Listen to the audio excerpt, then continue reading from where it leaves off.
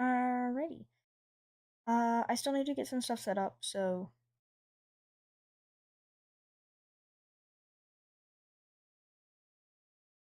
yeah. Into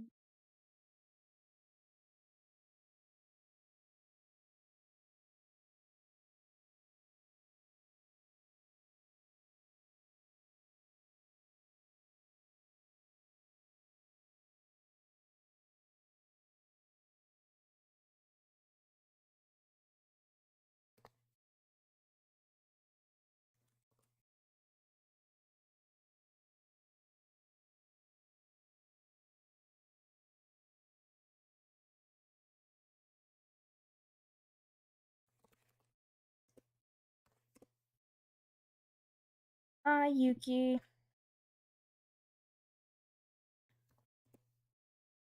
Give me one sec. I'm still getting some stuff set up. I'm I'm hoping that FNAF 6 isn't full screen, but I don't actually know. it'll be it'll be interesting.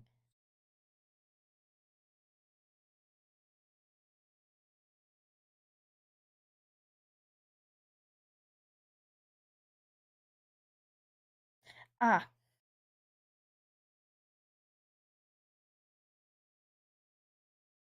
okay, hang on.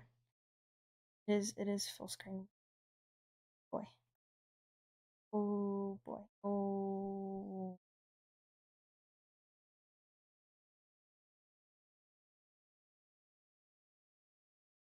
Okay. So, it is full screen. This just means I have to pull up chat on my phone, which is fine. So, yeah. Um, hmm. Okay. Give me one sec. I will be right back.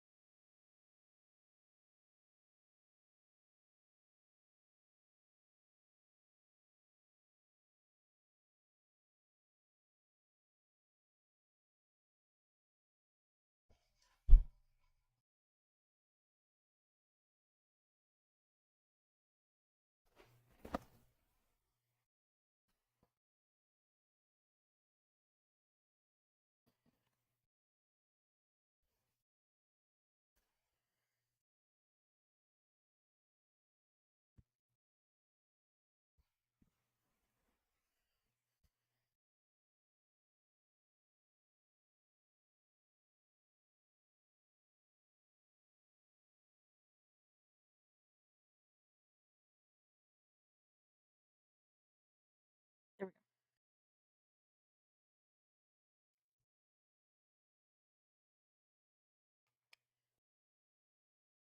Alrighty.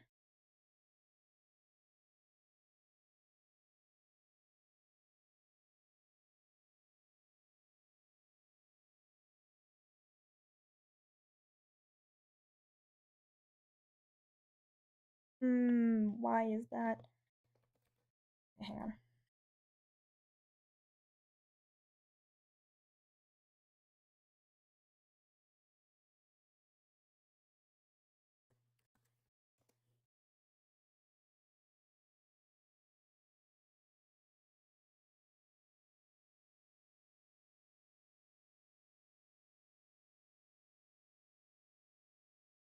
Okay, we're gonna see if this works. Hopefully it does. But I don't know. I guess we'll see.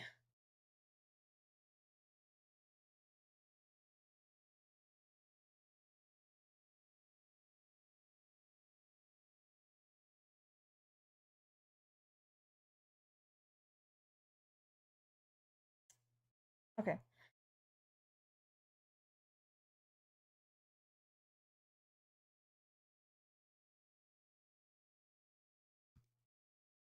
Ah, here we go, here we go, here we go. Okay.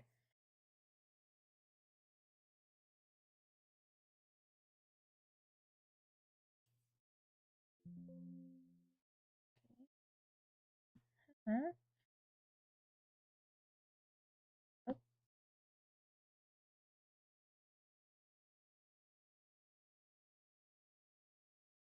Alrighty, here we go. Alright. Bam. We got it all set up. Fantastic.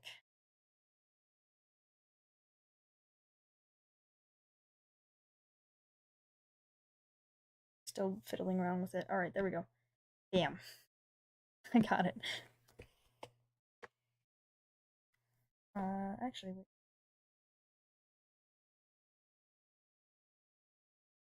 Why is there no sound?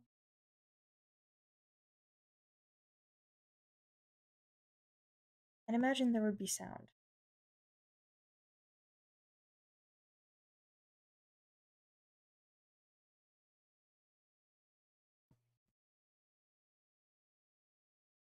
Yes, I am indeed playing FNAF.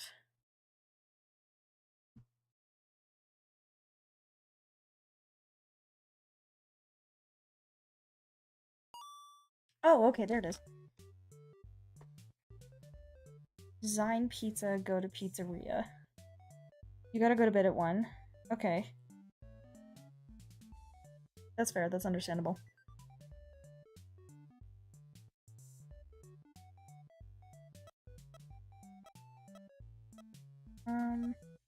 Is design pizza? Oh! Pepperoni, sausage, mushroom, onions, olives, or peppers. Mushroom, for sure. Peppers. I say sausage as well. Oh, and olives. Yes. No, this is the good pizza. This is the good pizza. Yeah, peppers. Yeah, and olives. Dude, Supreme Pizza is where is where it is at. Do I like? What do I do?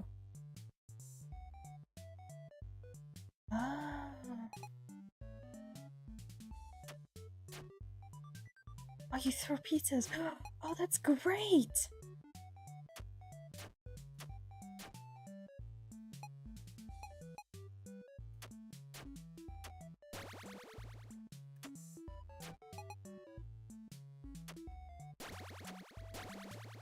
Fantastic. You do need to try. Absolutely.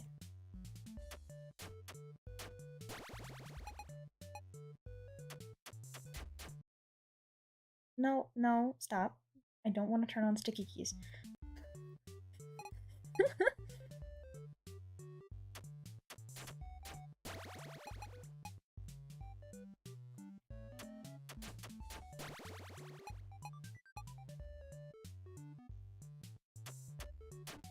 This is great. I like this.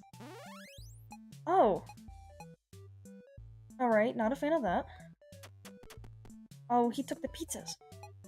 Kami.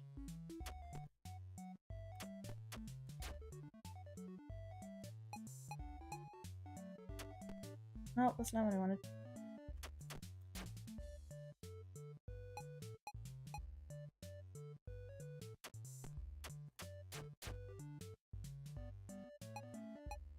Bro, how am I gonna do this?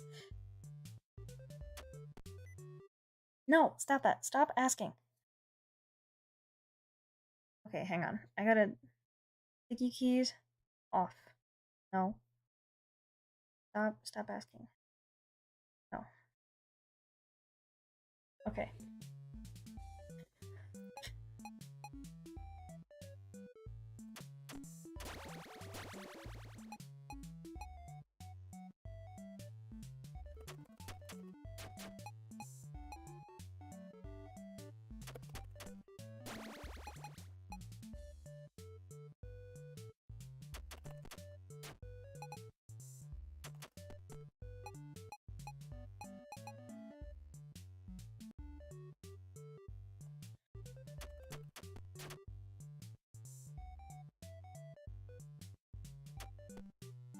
Oh, I don't like this. I don't like that I have to avoid him.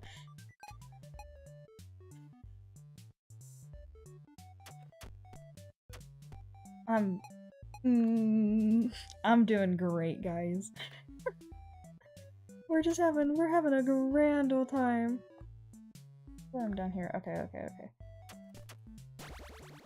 Damn. I don't think this dude has gotten any pizzas. Those went over his head. He does a brief little pause.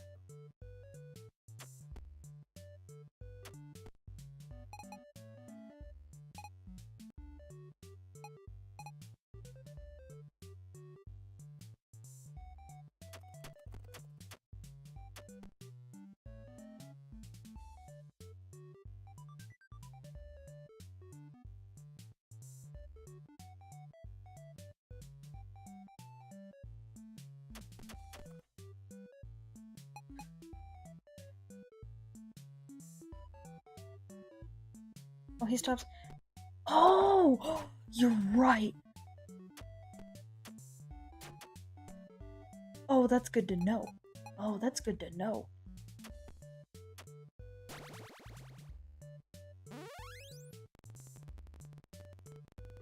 What? Oh. What?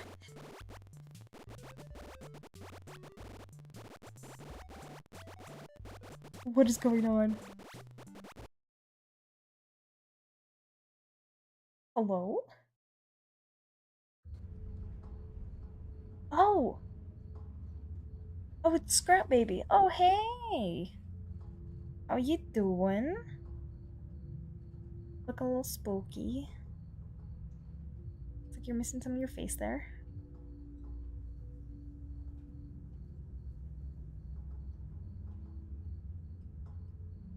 Forgot about this? Yeah. We do. There's not a jump scare. We're gonna jump so bad. Oh. Do I click on her? I don't want to. Oh.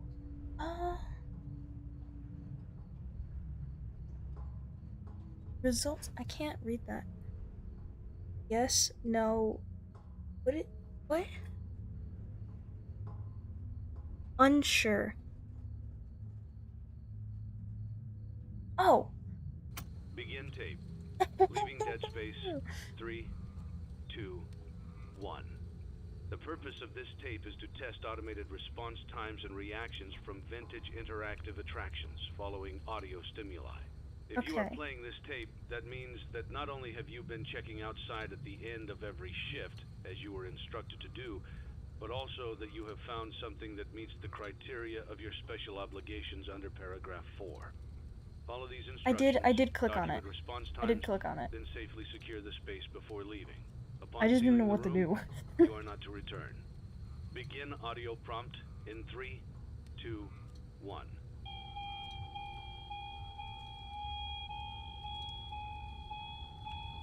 Okay. No. Document results. Begin audio prompt in 3, 2, 1. How is she gonna react? Document results. Okay, no. Begin audio prompt in 3, 2, 1.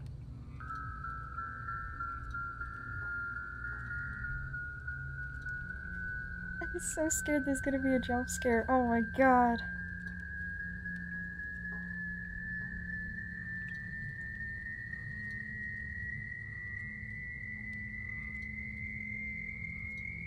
Document results. No? I feel like her head moved slightly, but I don't know. 2, 1. I don't want to look up. No, go back. Oh. Oh no. It's a new day. What? It's your time to shine. It's time to take your career into your own hands. What? You've saved money Oh your my- whole life. oh my Great.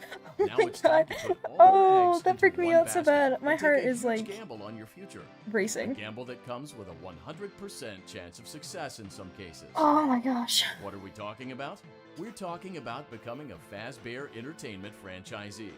That's right, restaurant ownership and management. Oh, I hated Something that. almost anyone can do with a limited Oh, degree I of hated that with a success. passion. Sure, it's a lot of money to invest, but Oh my everyone's doing God. it. And that means it's safe and lucrative. With your initial investment, you'll receive everything you need to get started, including Oh, why a did I small decide to room, do this? some It's tables, fine. and electricity. It's But don't fine. forget about the money you had left over after buying your Okay. franchise package. Use it to decorate, buy a stage, buy attractions and animatronics, and much, much more.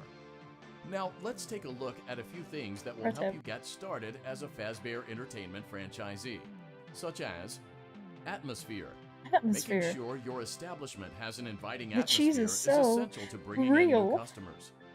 Entertainment. Bruh, how does your face get Having that a lot messy of when you're eating entertainment value pizza? in your restaurant will ensure that customers come back. Bonus Alright. revenue. Coin-operated games and attractions Saving can money is generate for additional nerds. revenue during the day, which means more money in your pocket, ready for reinvestment. Health and safety. There may be times when you purchase something of questionable quality. We don't blame you.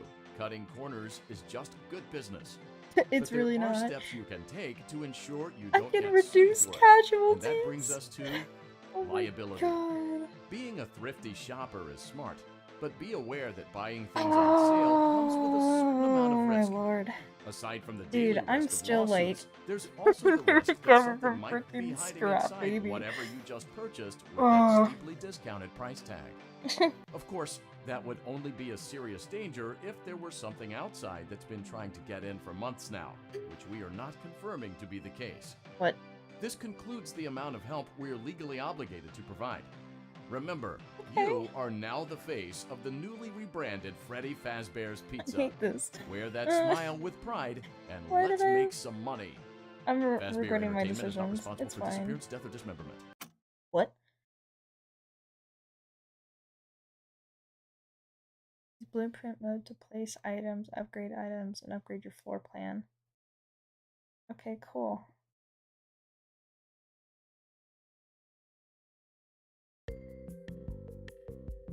Let's see how much cash you had left over after purchasing It's your healthy. franchise package. Great, that should be more than enough. Now let's get started. On your left are your product catalogs. You can unlock more expensive Balloon catalogs by barrel, simply discount purchasing ball items pit, for your pizzeria. paper cups and plates. Use the arrows in the bottom right of I the like full item cups and window to plates. browse the products for each Simple catalog. stage for When you're one finished light shopping, animatronic, double click stage the for button two lights labeled Blueprint Mode to place your sanitation items. station. You can switch Discount back and forth cooling. between The catalog mode fan. and blueprint mode as often as you Duck like pond. before opening your doors to the duck. public. When you're ready to open your restaurant for business Bucket for the day, ball. click the button labeled Bucket ball. Finished in Mr. blueprint mode. Can-Do. Give it a try and do some shopping. Handstand.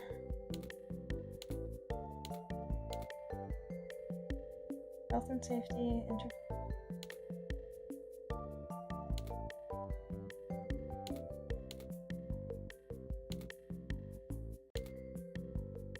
Let's get this. Liability risk. Sure. And we're gonna get the ball pit because I like ball pits. Okay. Blueprint mode. WASD. Okay, alright, cool.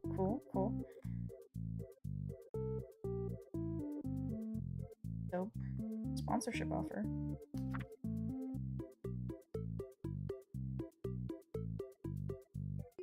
Sure. A catalog? Nope. Blueprint mode. Where do I find my little...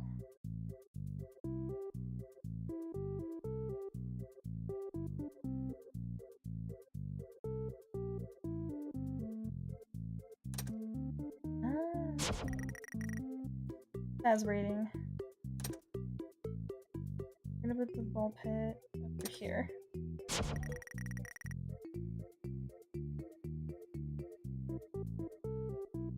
Cool. This isn't blind, is it? Oh no, this is blind. This is completely blind.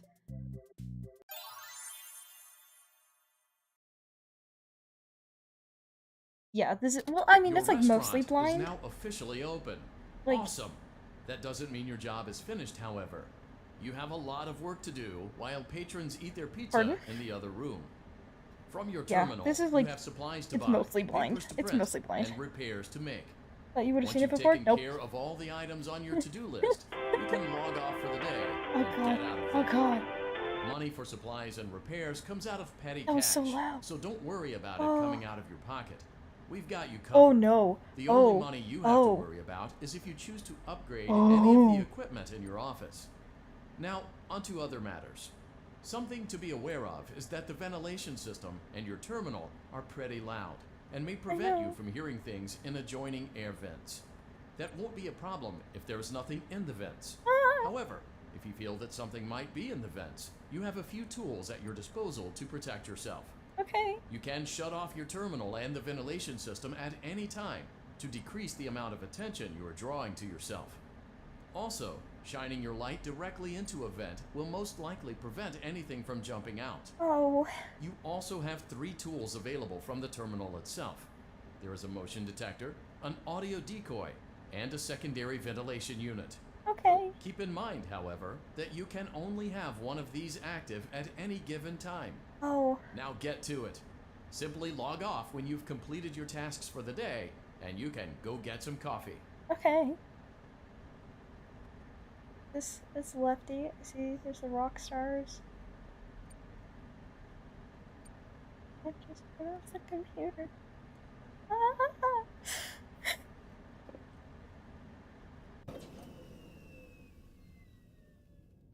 Get to it. Get to doing what?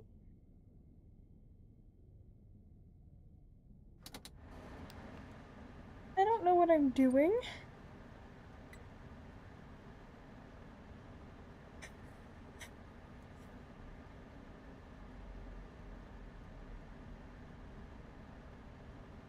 I boop the snoot. Ah! I can boop the snoot!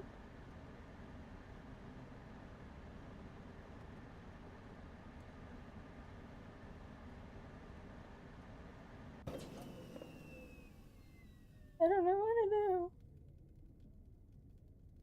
I don't want to look in the vents, like, ever.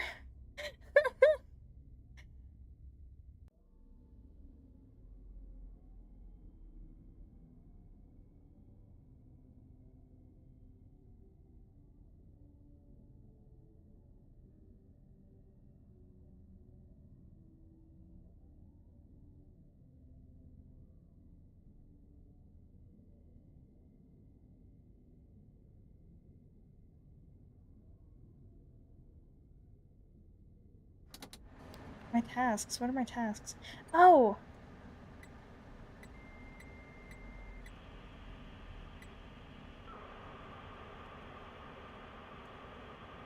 I didn't realize I had tasks to do.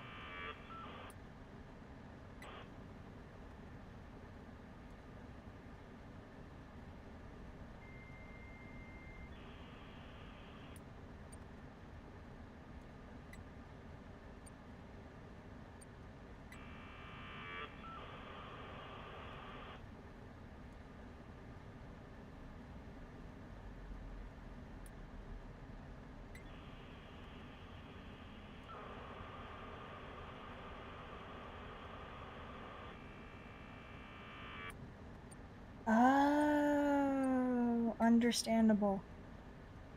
Okay, I need to know though, are there any animatronics the first night?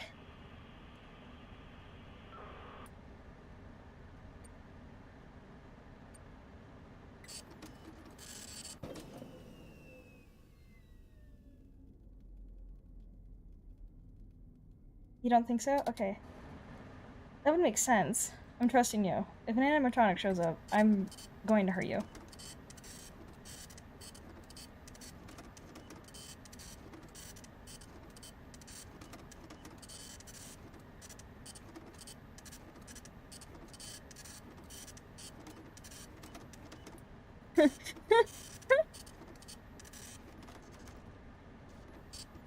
Dude, Dude, I want to go back to just throwing pizzas. That was fun.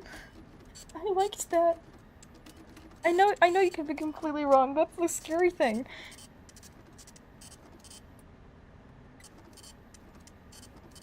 Here, let's look it up. Let's look it up. Let's look it up.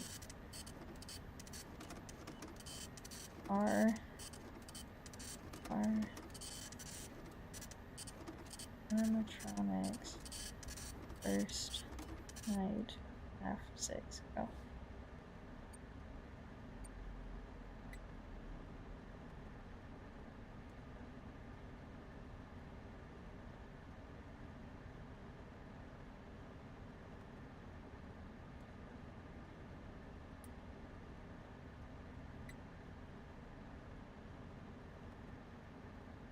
Okay, here we go. I found a guide. How to survive each night.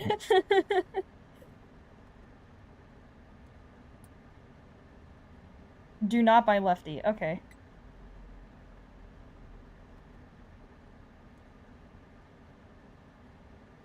Keep the fan off. Avoid sponsorships. Oh, oops.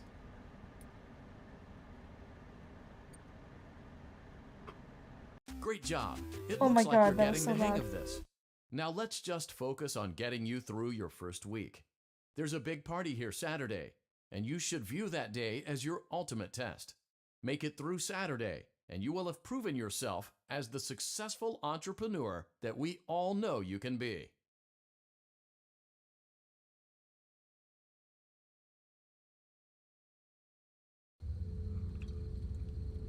Congratulations on completing your first day. However, your job isn't over just yet. There is another aspect to your end-of-day routine, and that is inspecting and salvaging any animatronics found in the alley outside the back door.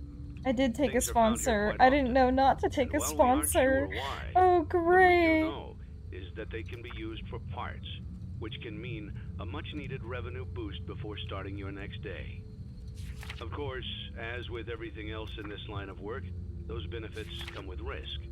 The safest thing to do is to throw it back outside. Exactly. That's exactly what we're gonna You do. get no money for the salvage. Yeah, I'm not gonna take any more. You keep it, and you run the risk of certain negative consequences, namely death. Should the item in question not I'm be just as gonna toss out docile every as it animatronic. should I be. don't want any in the restaurant. If you do decide to try Except to for salvage Pan it, Stand. then Pan you must Stand seems complete solid. the maintenance checklist. During this testing phase, check on the animatronic frequently. If you feel Yeah, that I it did is notice that becoming the first unstable, night. use the taser provided to you. Oh. You can use it 3 times without damaging the hardware. I don't want to. Every use over 3, however, will decrease the item's salvage value. I'm such a baby. Why am I Before playing you this? is an animatronic found in the back alley. We are unsure of its origins. It is your job to complete the maintenance checklist before claiming it as salvage. Okay. Or, if you choose to, you can throw it back into the alley where you found it and forfeit payment. Please make your That's choice exactly now. what I'm going to do. Throw it back. Put it back. Put it Don't back. forget Saturday. You want them all to be in one place. I'm not gonna accept any of them. They're all going back. They're all going back.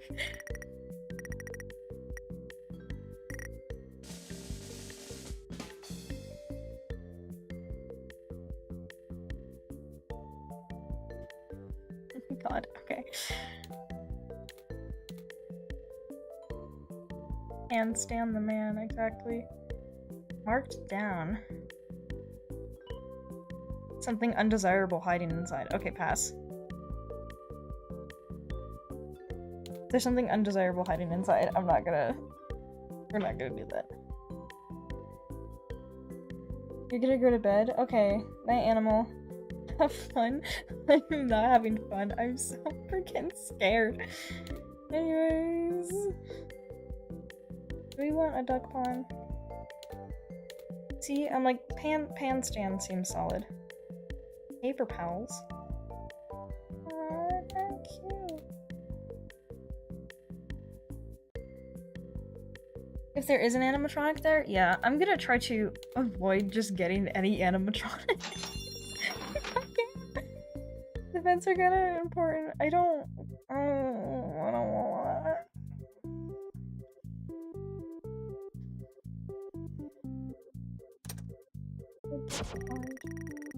Damn. Okay, finished. Oh, I don't wanna. I don't want. Okay. What? Okay.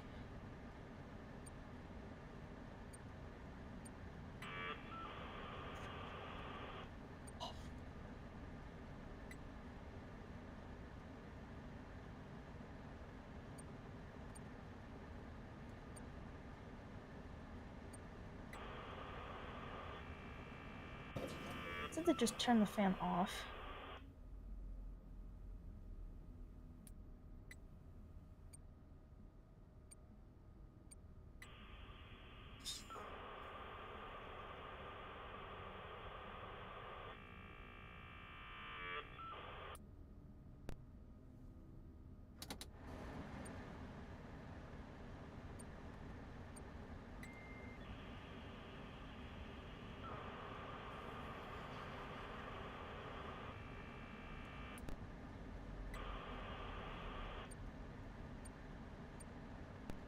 Oh my gosh!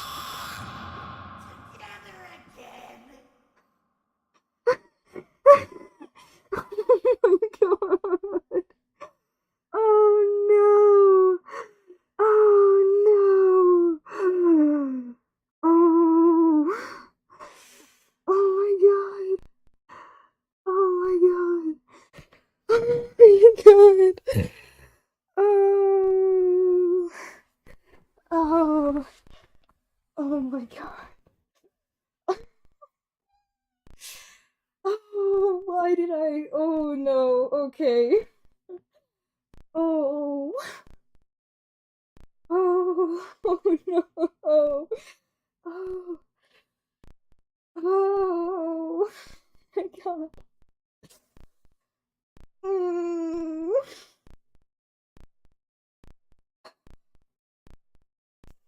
Oh my gosh. Oh, that scared me so bad. I didn't know that was animatronic. I didn't know they were animatronic. Oh my god. Oh. Oh, I'm shaking so bad right now. Okay. Why did I decide to play this? Oh my god.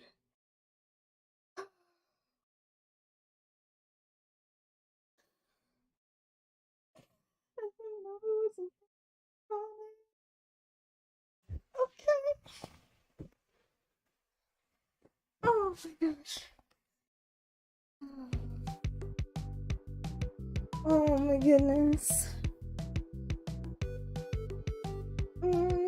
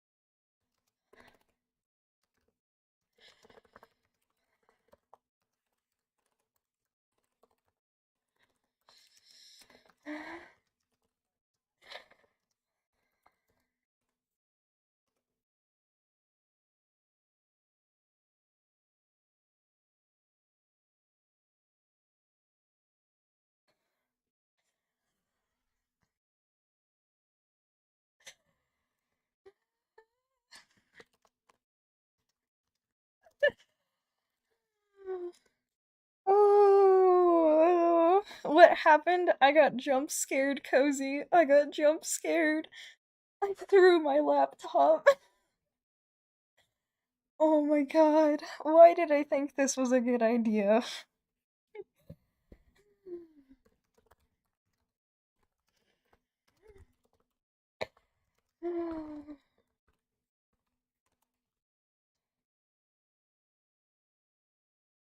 Oh my god.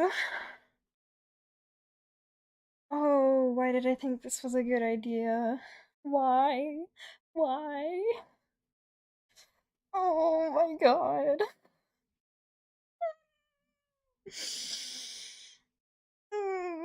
Okay. Oh, dude, I don't even know if I want to keep playing. I mean, I should, but oh my god, I'm shaking so bad. Oh my gosh. Oh, that scared me so bad. Why did I think this was a good idea? I'm such a baby. Mm, you gotta go? Okay, bye, Cozy.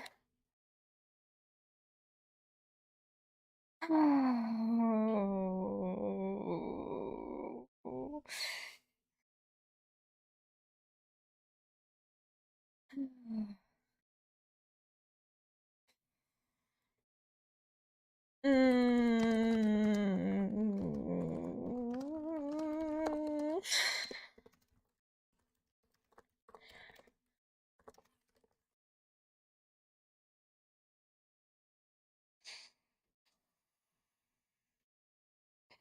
I promise I refuse to look in the vents.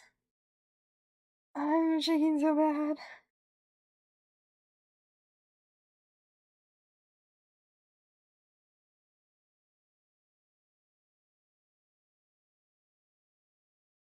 You want to go for a no jump scare run? That would be the best.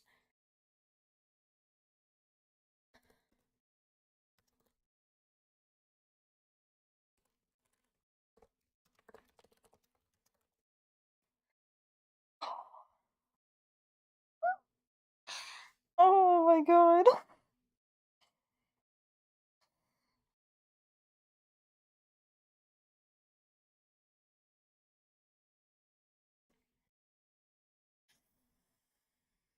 Mm.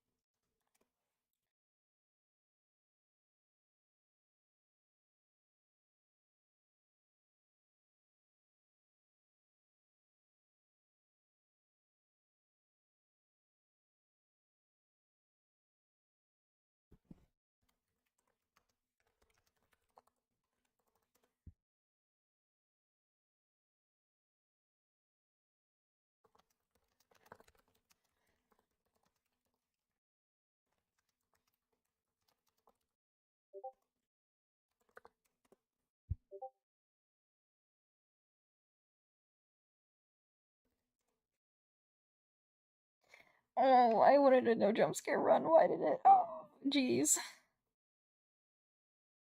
Oh, good lord.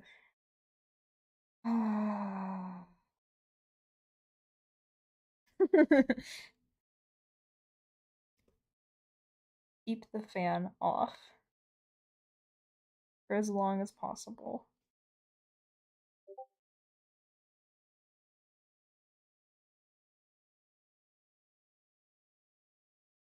Buy upgrades. Okay, upgrading your computer and printer. Oh, okay. I'm reading like the FNAF 6. Oh, okay. Hate them with sound.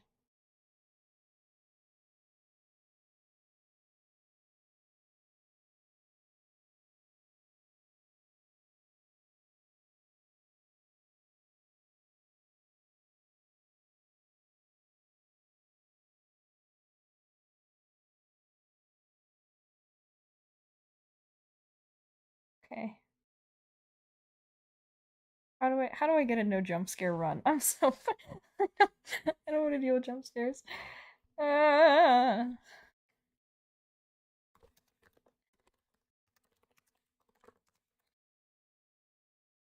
Oh, I should open chat, check on chat. Okay. Nothing's happening in chat. Alright, fair enough. Oh, good lord. Why did I think this was a good idea? Oh. No jump scare run. Okay. Result in you receiving the bad ending, that's totally fine. Throw out all savages. Do not buy lefty. Do not buy marked down items. Okay.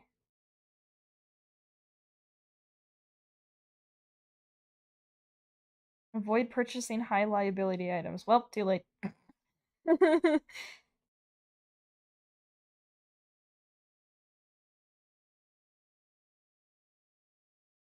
Oh, jeez. Oh, too late. I guess I have to deal with jump scares. Oh, I don't want to. Oh. Oh. I don't really want to keep playing. It's fine. It's fine. Oh, jeez, that's loud. That's loud. Maybe if I just turn my sound down. I'm just gonna turn my sound down. Oh, I can do a new game. Yes, let's do a new game. Freak yeah, I can do a no jump scare run. Hell It's a yes. new day. Let's go. Let's go. Alright, I'm ready. I'm ready. I want a no jump scare run. Let's see how much cash you had left over after purchasing your franchise package. Great, that should be more than enough. Now let's get started. Okay. On your left are your product catalogs. You can unlock more expensive catalogs by simply purchasing items for your pizzeria. Use the arrows in the bottom right of the item window to browse the products for each catalog. No marked. When you're finished shopping, click the button labeled Blueprint Mode to place your items. You can switch back and forth between Catalog Mode and Blueprint Mode as often as you like before opening your doors to the public. When you're ready to open your restaurant for business for the day, click the button labeled Finished in Blueprint Mode. Give it a try and do some shopping.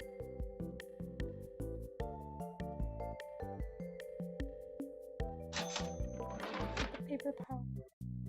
I'm so freaking scared. I really don't wanna. Okay, yeah, that looks good.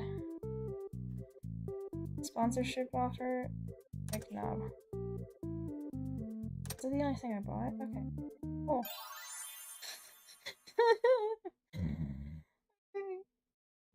Your restaurant Thank- is now thank you, officially Wapiti. open.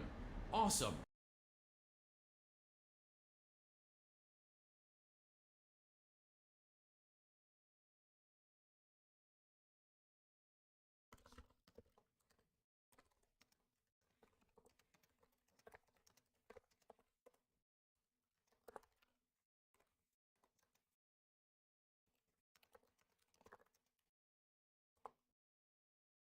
Okay, so I'm doing As if you choose to a upgrade no any jump of the scare run equipment in because your I'm a office. baby.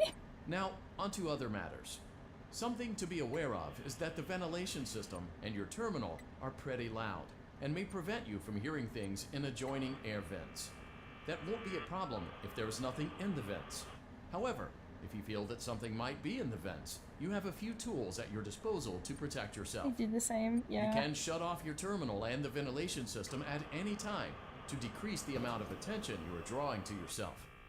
Also, shining your light directly into a vent will most likely prevent anything from jumping out.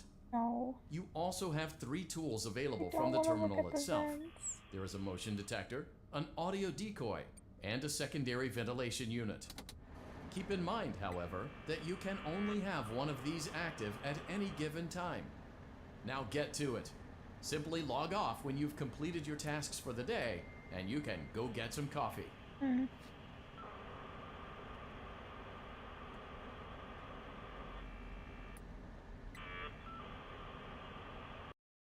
Like, okay. Hang on.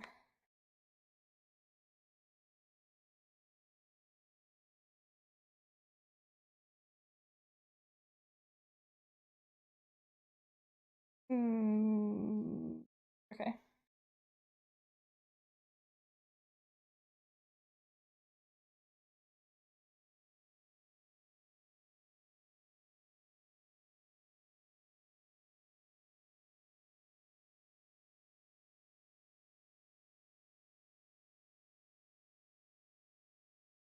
Route also averages: do not buy lefty, do not buy markdown items, avoid purchasing high liability items.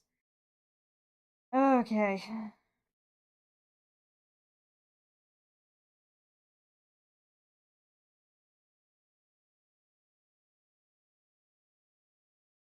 It says you should be able to avoid all animatronic attacks and successfully complete a no jump scares run. I hope so. I hope so. I don't want to deal with animatronics.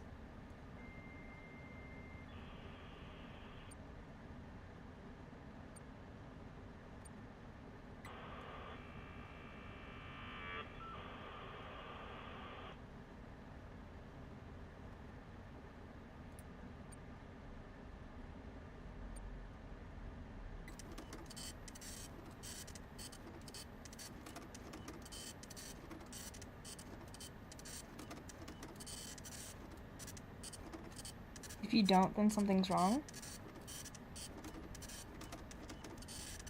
If I don't what?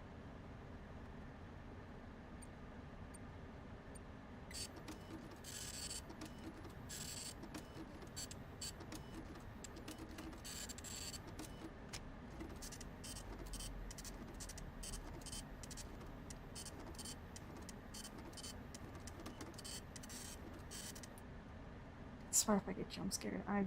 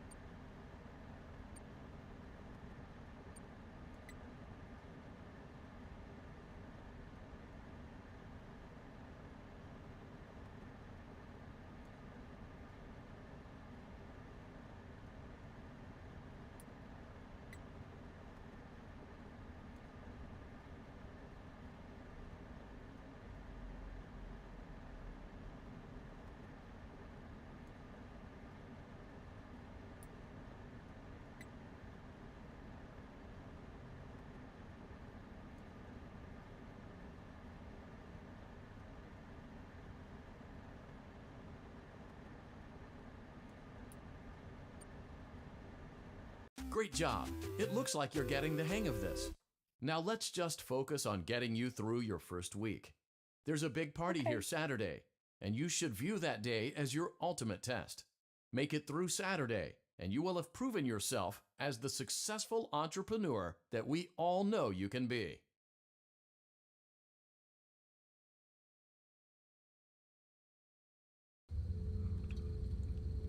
Congratulations on completing your first day. However, your job isn't over just yet.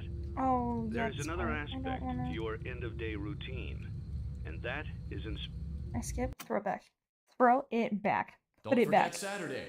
You want them all to be in one place.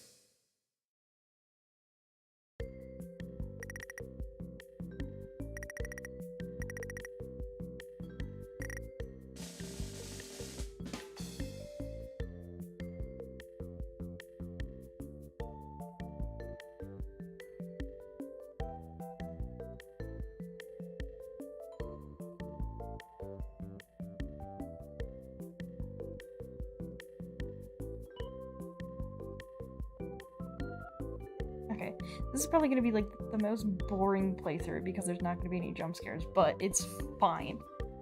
Dumpster Diver Weekly. Stands, budget text, Miles and Cereals, Rare Finds Auction. Okay, nope. Nope.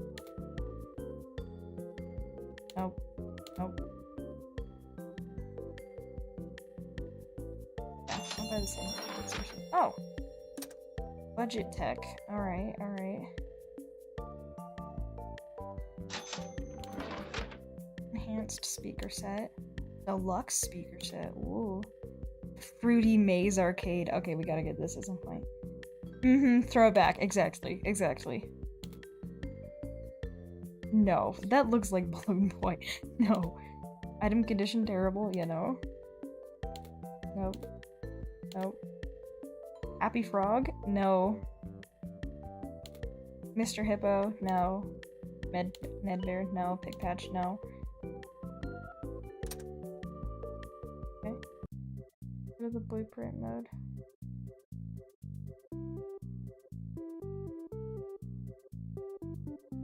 Okay, I think that's it. I think that's it. Finished. Finished. Yeah, throw it back. Put it all back. Put it all back. Okay. Oh.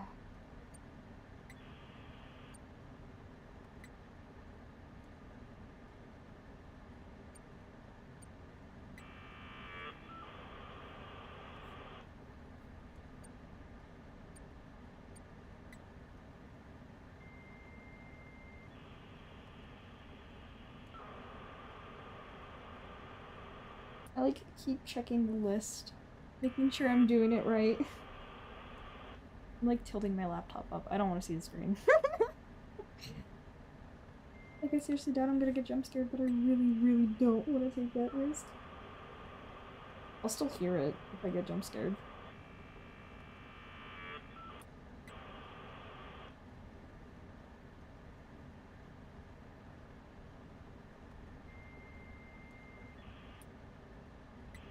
It was like, this night was when I got jump scared the last game, but it should be fine.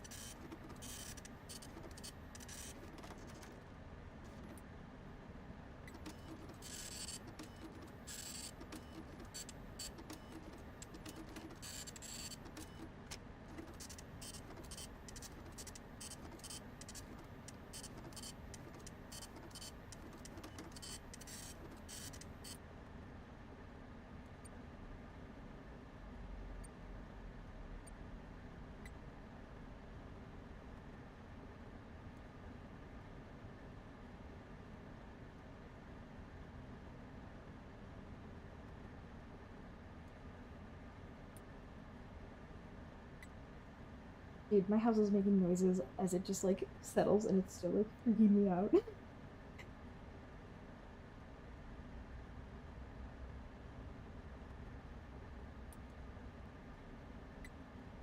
Like, okay, the atmospheric design is, like, really good in this game. Definitely gives off, like, the creepy. On off. Yes! Sweet, sweet victory! I made it past the second day!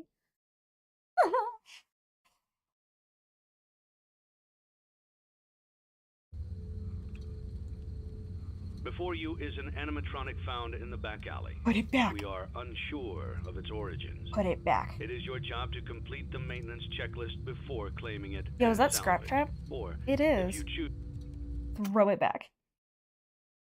Don't forget Saturday. They're in You my want them box. all to be in one place. Shush, shush. Don't even do that to me, Wapiti. Don't even.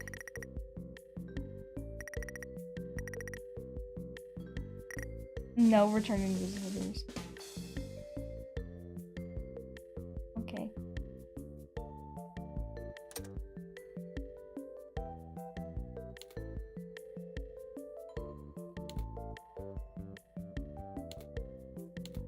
Deluxe speaker set. We gotta get the Fruity Maze.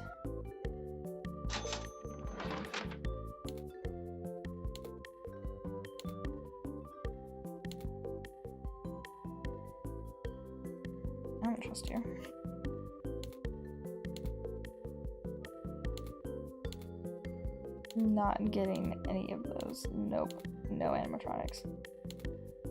None whatsoever. It's like absolutely not. Okay. Exactly. Throw it back.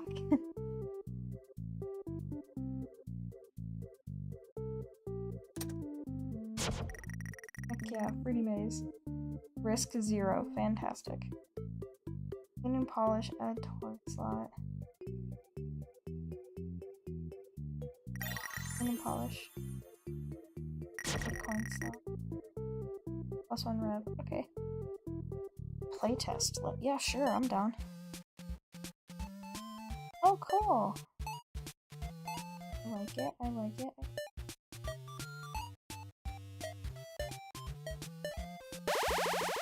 Hello? Oh, bro, there's a face. There's a face. I don't like that. I don't like that. I don't like that at all. No, thank you. Oh, it's still there. I don't like it.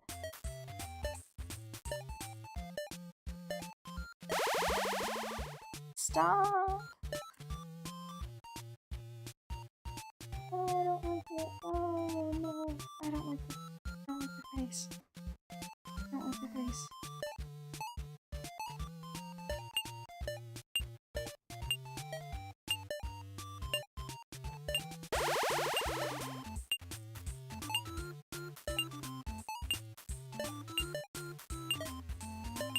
Yeah, what is that?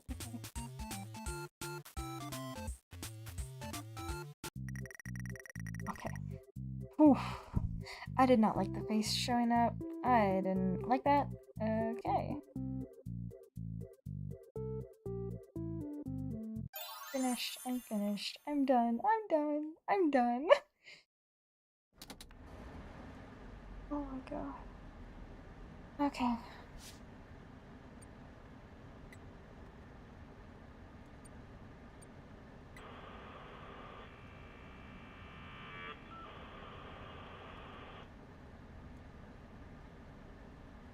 Dancing. Okay. I didn't like that face though. I didn't like that face. See, I remember that face from a game theory episode on FNAF 6.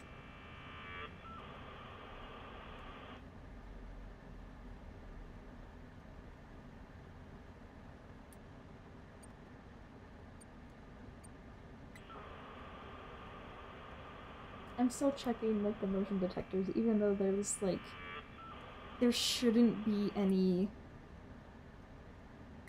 like reason why there should be any animatronics. There shouldn't be any, but at the same time, I'm like, oh.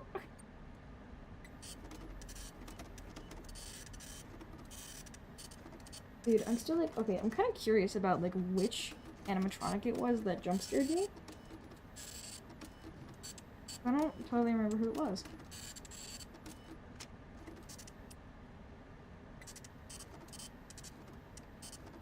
But, yeah. It's not just a theory. It's a game theory. Thanks for watching.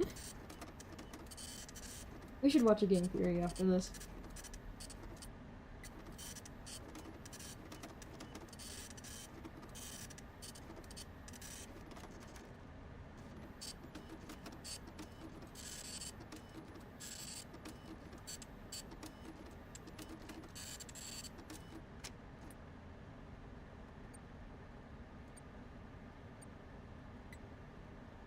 I will say, after I get this done, I do need to go to the bathroom. So. Yes. After I get this bit done. Dude, I just want to go back to, like, throwing pizzas at people. That was fun. The first 5 minutes of this, that was fun.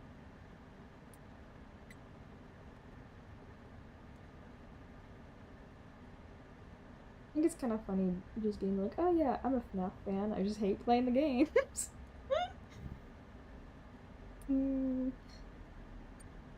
Log off, log off, log off, thank god. Yay! Made it through another day.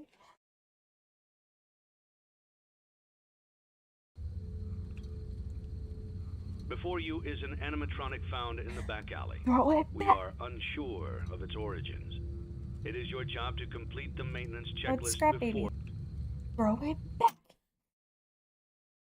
Don't forget Saturday. You want them all to be in one place.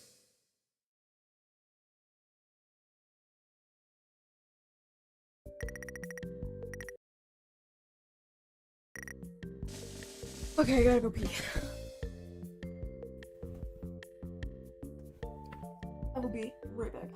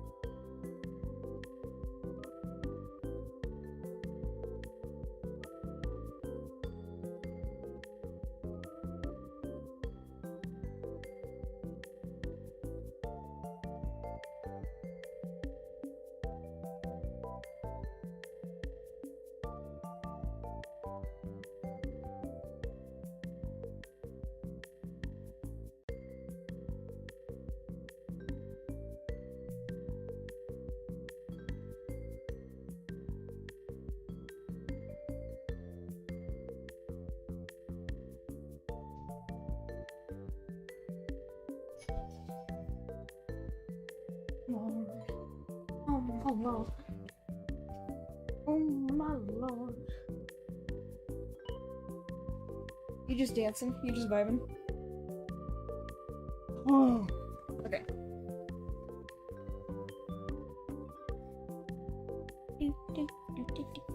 I like Helpy. I like Helpy. I'm glad Helpy is here.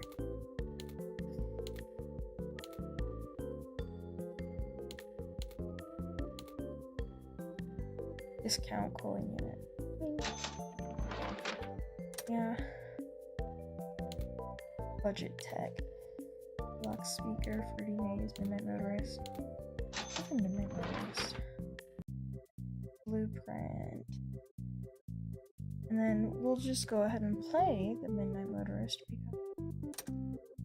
because why not? Add coin slot. Play test.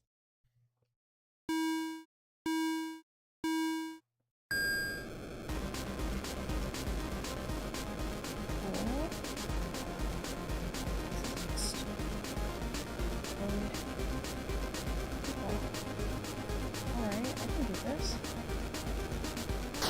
Oh, guess I do that.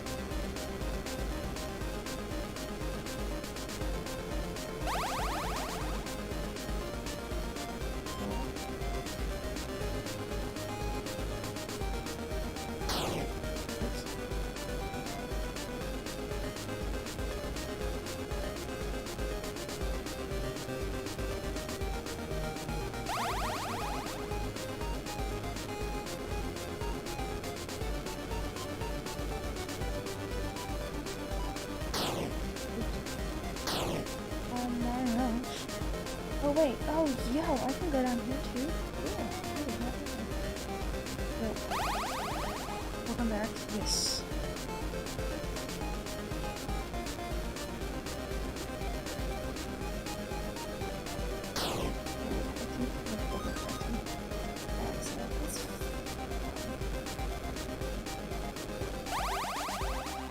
Oh, nice. Waiting for like hidden lore or something. Let's count. Alright, fancy. This beat slaps. It really do. It really do.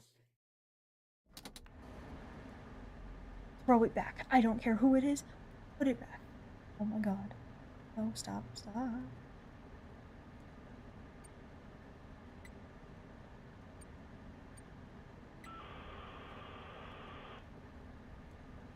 Ooh. Or like calming music in the background or something. That would help me relax, maybe.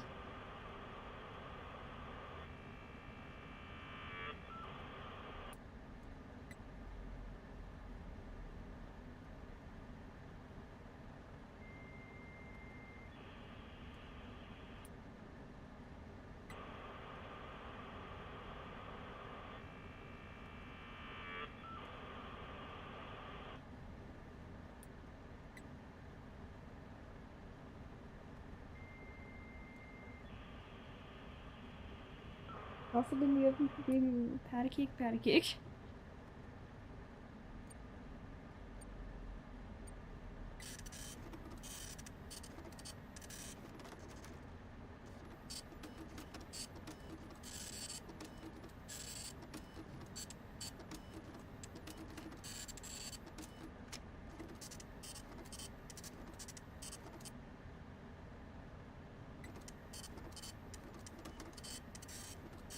Still like hiding from my laptop screen.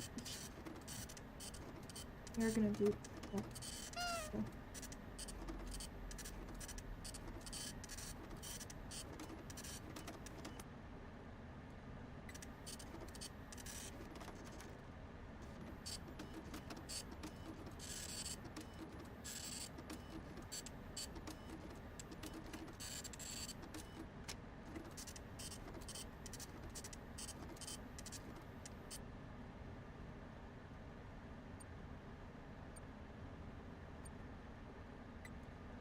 Animal is gonna be so disappointed in me when he finds out I did a no jump scare run.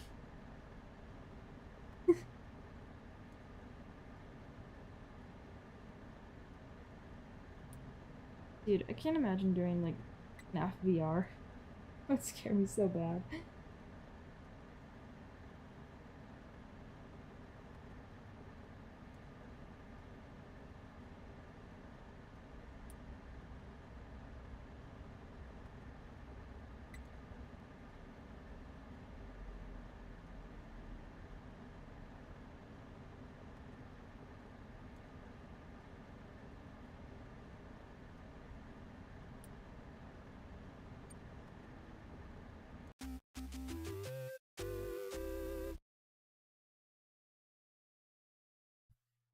Closing time, fantastic.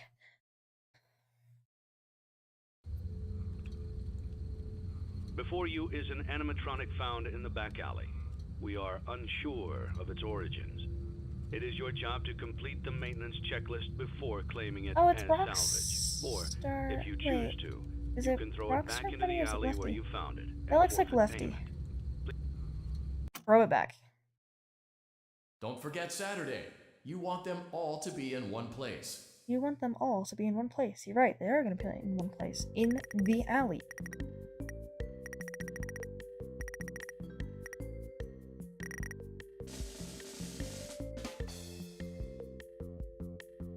Probably upgrade the space.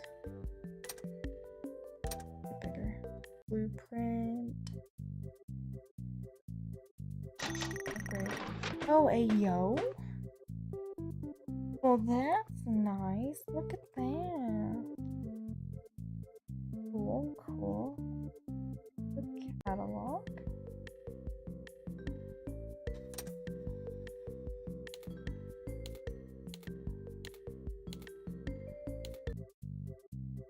You have neon lights with that stage. It's great. Okay, now I have to do my task.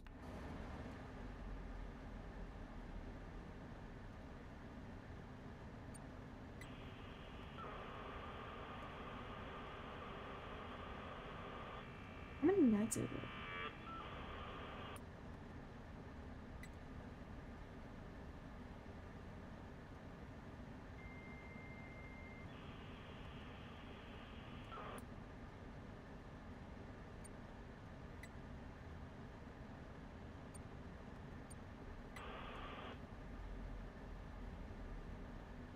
The lights didn't have any kind of liability. Many.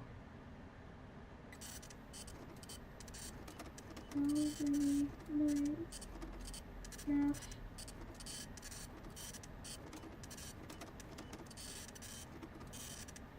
Cool.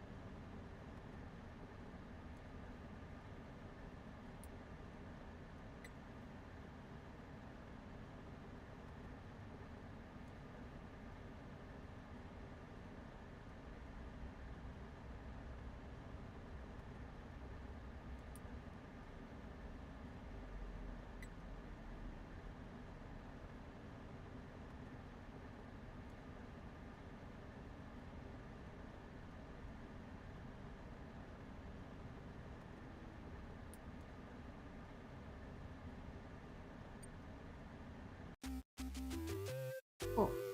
It's like standard 6. Or 5. 6. 5.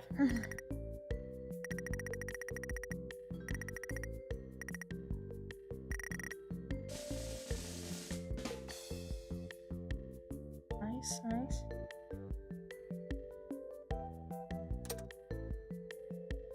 What's my budget? $800? Okay, cool. Blueprint mode. I'm just gonna hit finished. Got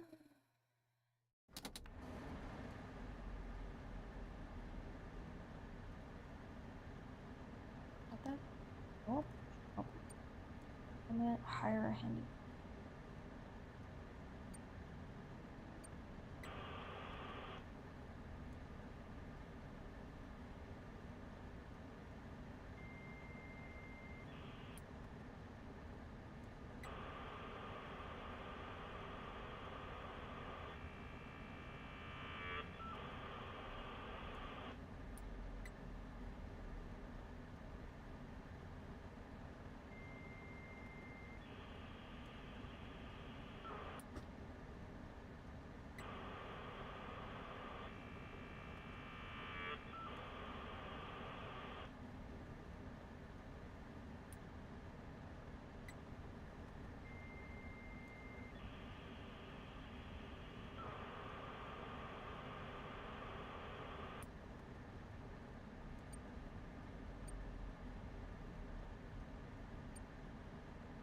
This person 50.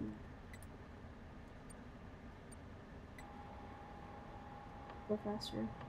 And it's quieter. Too, which is nice. It's the old.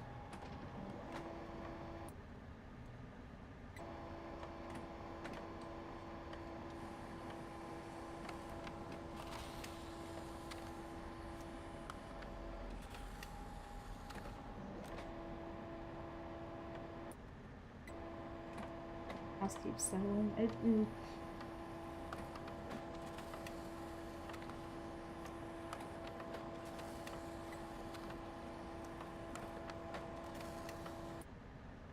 How many nights have we gone through?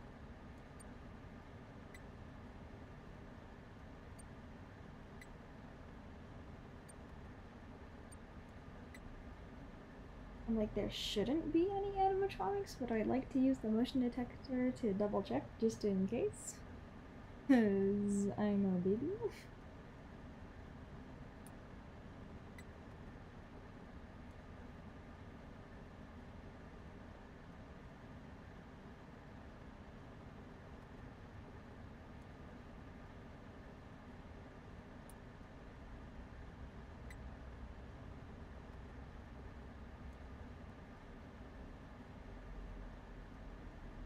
Four? Okay, fantastic.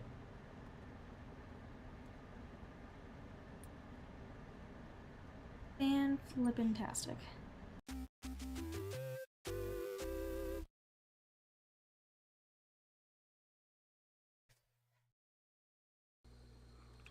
Congratulations on completing the week. Unfortunately, you did not meet your special obligations under paragraph 4. What? Your employment is terminated. Okay. We'll mail you your things. End tape.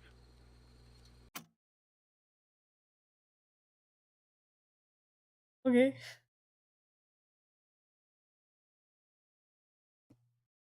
But I survived. But I survived. I'm alive. That's the important thing. What? No, I didn't press. What the? What the? What is going on? I'm hitting escape. I'm hitting escape. I'm hitting. Continue. And then I'm hitting escape. I'm spamming escape. Yes, I want to exit the game. Okay. Well, that was that. Will I ever be playing it again? I mean, not unless. Exactly, it's the only thing that matters. I survived. Yeah. Will I ever be playing it again? Not unless someone like, I don't know, gives me something good for playing it again.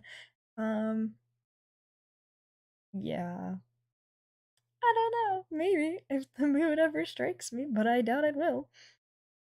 And if I do play it again, it will not be towards midnight. No, that's a bad plan. Gavin's drunk. Me too. We are, however, we are gonna look up who it was who jump scared me.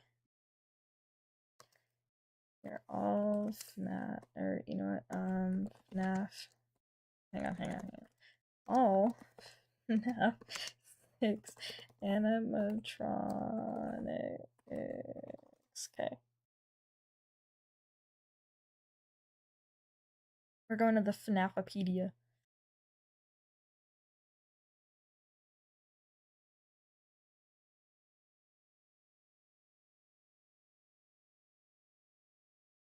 There's an ad. Ad revenue. 3 a.m.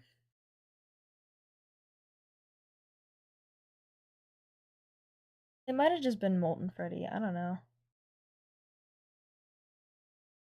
Is it not gonna give me? Okay, I guess not. Alright.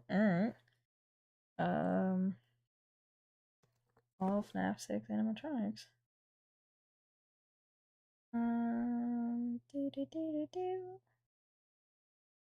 There's 50 animatronics. Holy crap, dude.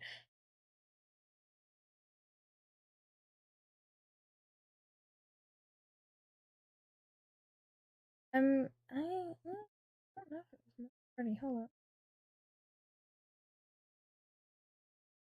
Types of bots.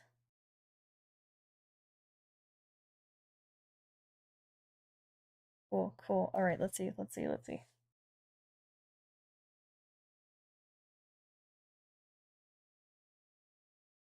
Nightmare animatronics, Funtime animatronics,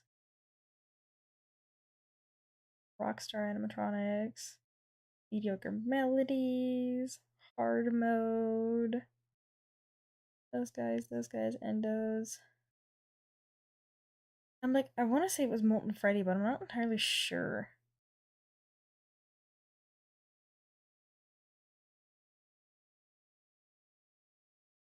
I love Helpy.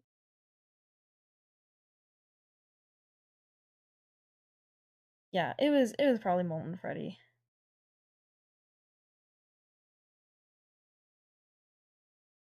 Yeah.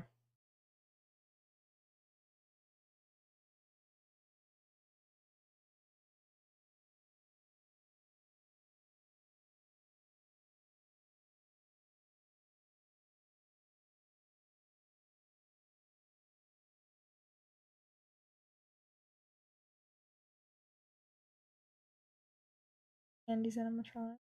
Oh, these are like the fan games. They're kind of cool though. Vinny.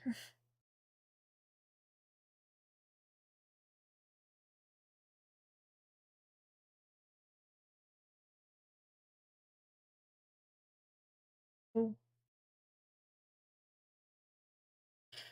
I'm gonna pull up where I got jump scared because I just kind of like I kind of want to watch it.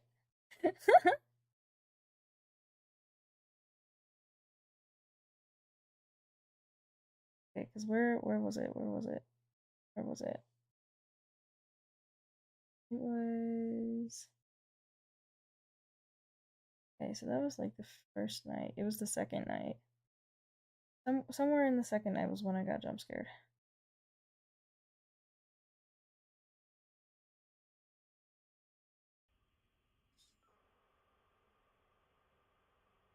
Oh yeah, it was like right here.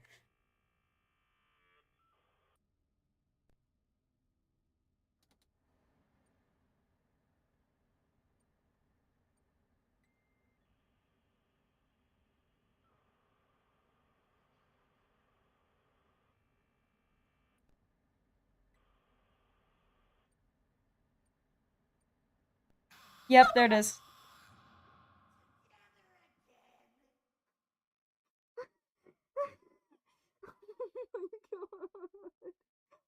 Oh no.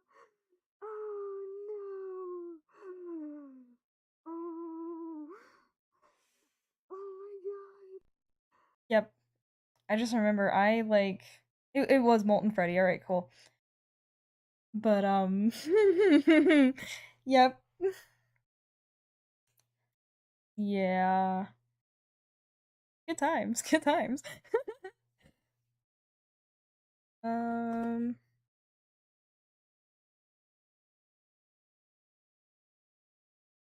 do do do do do do do.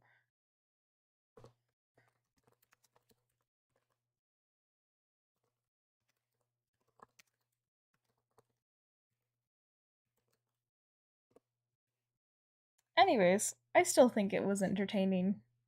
Um yeah. I will say it probably wasn't like as fun as it could be, but eh.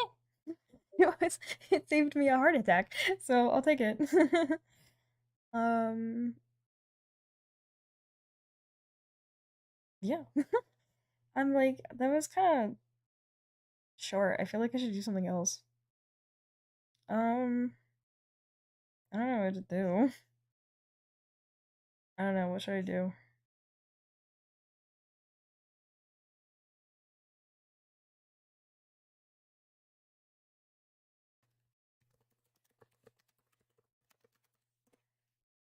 Yeah, I'm like what should I do? Cuz I'm not.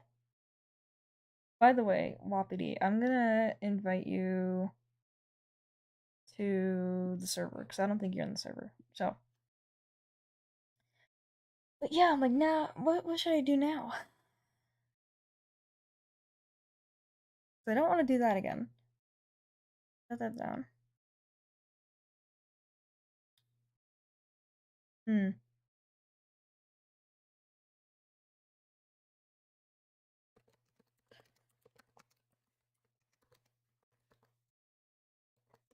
Yeah, not doing fine.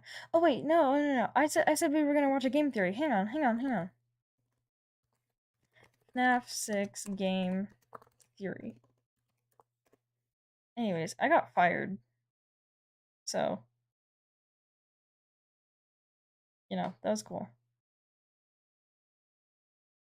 FNAF 6, no more secrets. Alright.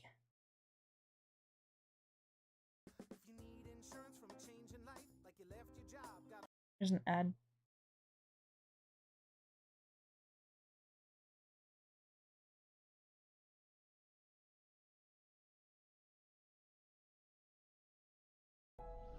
There's another ad. Dang it.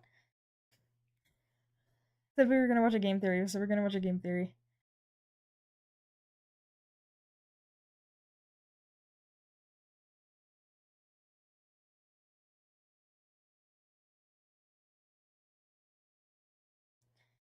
Okay.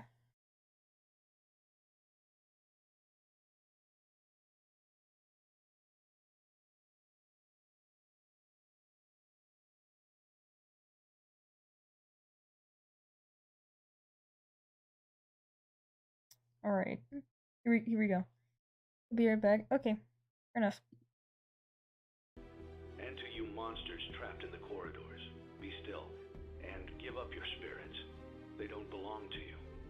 For most of you, I believe there is peace and perhaps more waiting for you after the smoke clears.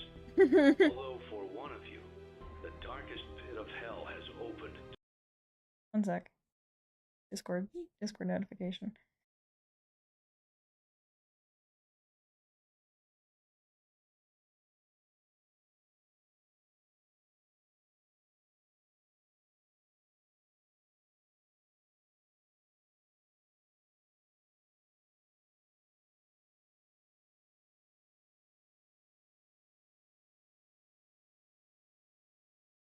Alright, back to game 3. To swallow you whole. So don't keep the devil waiting, friend. Jeez, Scott. I know we didn't get along all the time, but condemning me to hell seems a bit extreme. Seriously, though, can we turn on some air conditioning here or something? It's, getting a bit warm in here. Oh, wait! It is me because I'm wearing my snuggly new game trap. Do you know not only do I get great, even great, to get kind of merged and jacked, secret, full nerdy side Deadpool. Finally, with game everything that is to get a real this year. But I have to work too long last time to get to you, so we've partnered with a new team to ensure that you get your orders faster and with boxers and shipping this on for good. So make sure you place You're your orders now back? Welcome except for the back. channel's most popular franchise. Hello, Internet! Welcome to Game Theory, where let's just take a collective moment and get this all out of the way. Say it with me now. Another FNAF video. You said the last one was gonna be your last. Yeah, I know, but I also said this. Now, don't get mad at me when the new game comes out in a few weeks and everyone tells me to do another theory about it. And true enough to form, that's exactly what happened. I released my final two-parter theory on the subject, and exactly 1 month later, FNAF 6, disguised under the fan-game-esque name of Freddy Fazbear's Pizzeria Simulator, gets released. Now, at this point, I wouldn't be surprised if you all thought that Scott and I were the same person. Come to think of it, you have never seen us in the same room together at the same time. Anyway, the game came out over 2 months ago, and ever since I've had countless people asking me for the theory. Over 10 people in the last week alone stopped me on the street and asked for a FNAF episode. And that's not even mentioning all the emails I've gotten in that time. So for Ben, Steven, Phil, Cassie, Matt, Lucas, Sarah, Alex, Matt number 2, and NBA Rookie of last year, Karl Anthony Towns, that's No joke, actually. Oh As my well gosh. as everyone who has sent in something requesting an episode on FNAF, this one,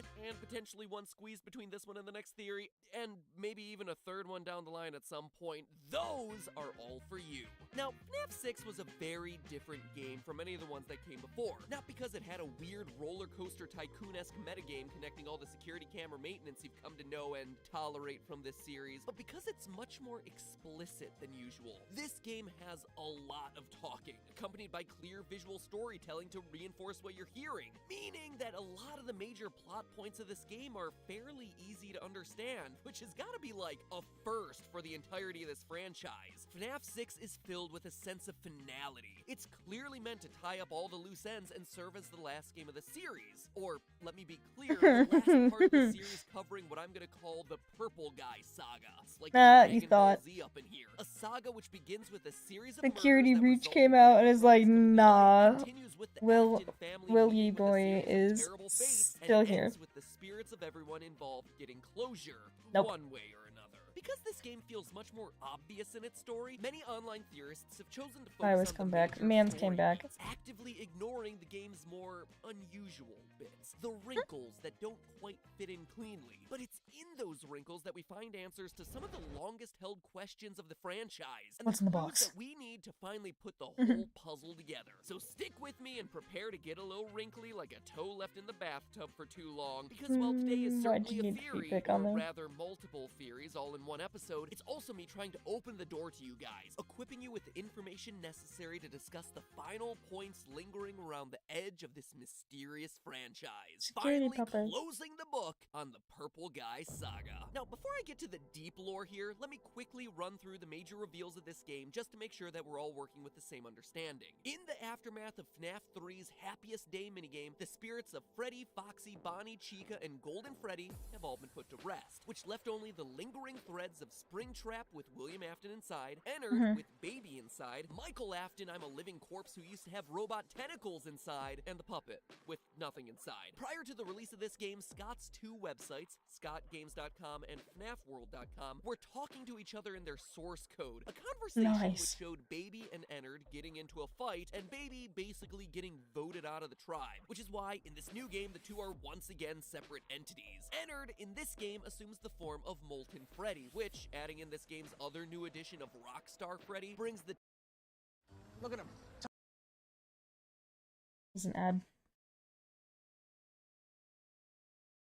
total number of different Freddy forms across the entire series to 12. 12 different Freddys alone. And you'll wonder And there's why more. this game is confusing to talk about. Baby, meanwhile, becomes Scrap Baby, complete with a lobster claw and roller skates because Scott was like, wee, it's my final game. I can make the designs whatever the hell I want to. Springtrap now has a cleft chin, and heck, why not? There's a weird black bear named Lefty, because why the heck not throw a 13th bear onto the pile? Throughout the game, you're not only tasked with handling the best characters ever, featuring such standouts as Number 1 Crate and Mr. Hugs, but every night you'll find one of your old friends out in that back alley, and it's your task per paragraph 4 of your employment contract to salvage that animatronic, bringing them into your establishment. If you are playing this tape, that means that not only have you been checking outside at the end of every shift, as you were instructed to do, but also that you have found something that meets the criteria of your special obligations under paragraph 4. Fast forward a couple nights to the true ending of the game, where we learned that the whole pizzeria was just a trap made to lure the stray animatronics into the same place at the same time, so that they and the horrors of Freddy Fazbear's could be finished off once and for all in a final blaze that's of why glory, it kept even though saying, that make sure technically they're all in happened the same once place. before Okay, FNAF gotcha. 3 and Springtrap survived. But hey, who's counting? Me, but you know, that's what I do. And who of all people set up this trap? What is the identity of this mysterious cassette man? Well, the Michael. first clue we get is actually in the closing monologue. Although for one of you, the darkest pit of hell has opened to swallow you whole. So don't keep the devil waiting, friend. It's an old Oh friend no, of it's William Henry. Afton's, Henry, no last name given. And if that lack of a last name sounds familiar, well, it should. I mentioned this guy a lot during that dark period where I used information from the books for my sister location theories. In the book series, he's the animatronic genius who partnered with William to create the Freddy bots. And this isn't only speculation. One of the secret endings, the insanity ending, proves that this is Henry. If during the game you buy this freak show egg creature for way too much money, it causes your computer's power button to switch from green to blue. If you then hold the power button like you're starting the computer in safe mode, it causes a hidden recording to play. An audio tape that happens to be labeled HRY, Henry. But the insanity ending shows us even more than just a light connection back to the novels. As Henry talks about his regret over ever helping William create the animatronics and his plan to lure everyone together to finish this off once and for all, we're shown a series of secret blueprints. Most of them provide a bit more detail into how this wacky world works. We're shown that Afton Scooper from Sister Location functions by infusing things with, for lack of a better term, soul energy, what Afton calls remnant. This is how Michael was able to survive as a purple corpse post his Ennard enema. We also see that Molten Freddy, formerly Ennard, still contains the souls of Ballora, Funtime Freddy, and Funtime Foxy, and that our mission under paragraph 4 is to specifically collect and destroy the remnant once and for all. Remnant is destroyed by overheating, hence the fire at the end. We even learn the detail that literally no one was asking for: how to simulate children.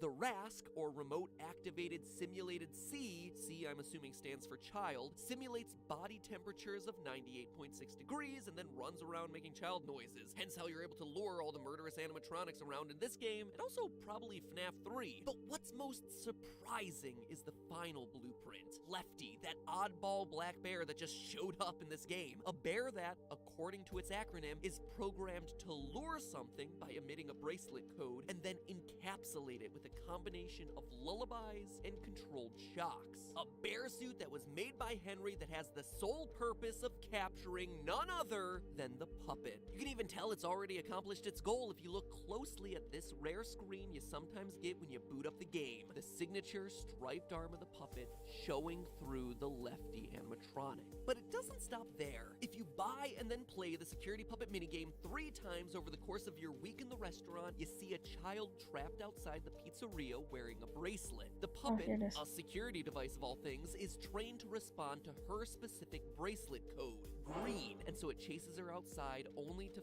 Okay, one sec.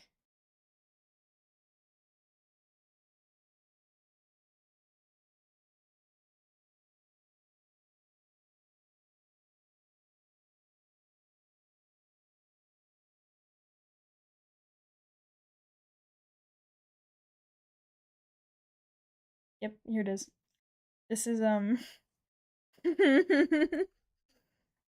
this was a meme that I was reminded of.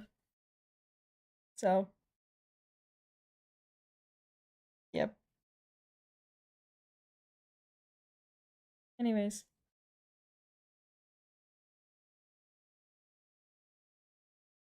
That's it. Find her dying in the alley, short-circuiting from the rain that's pouring down around it. It lies down next to her, and the two fuse into one. And this lines up with exactly what we hear in the game's true ending. My daughter, if you can hear me, I knew you would return as well. It's in your nature to protect the innocent. I couldn't save you then, so let me save you now. It's time to rest, for you, and for those you have carried in your arms. Henry's daughter, the first victim, is the puppet, the one who gave life right? to It's a everyone that came after fantastic her and meme. gave peace to their souls in FNAF 3. Finally confirmed after I'd been predicting it for 3 years since the release of FNAF 2.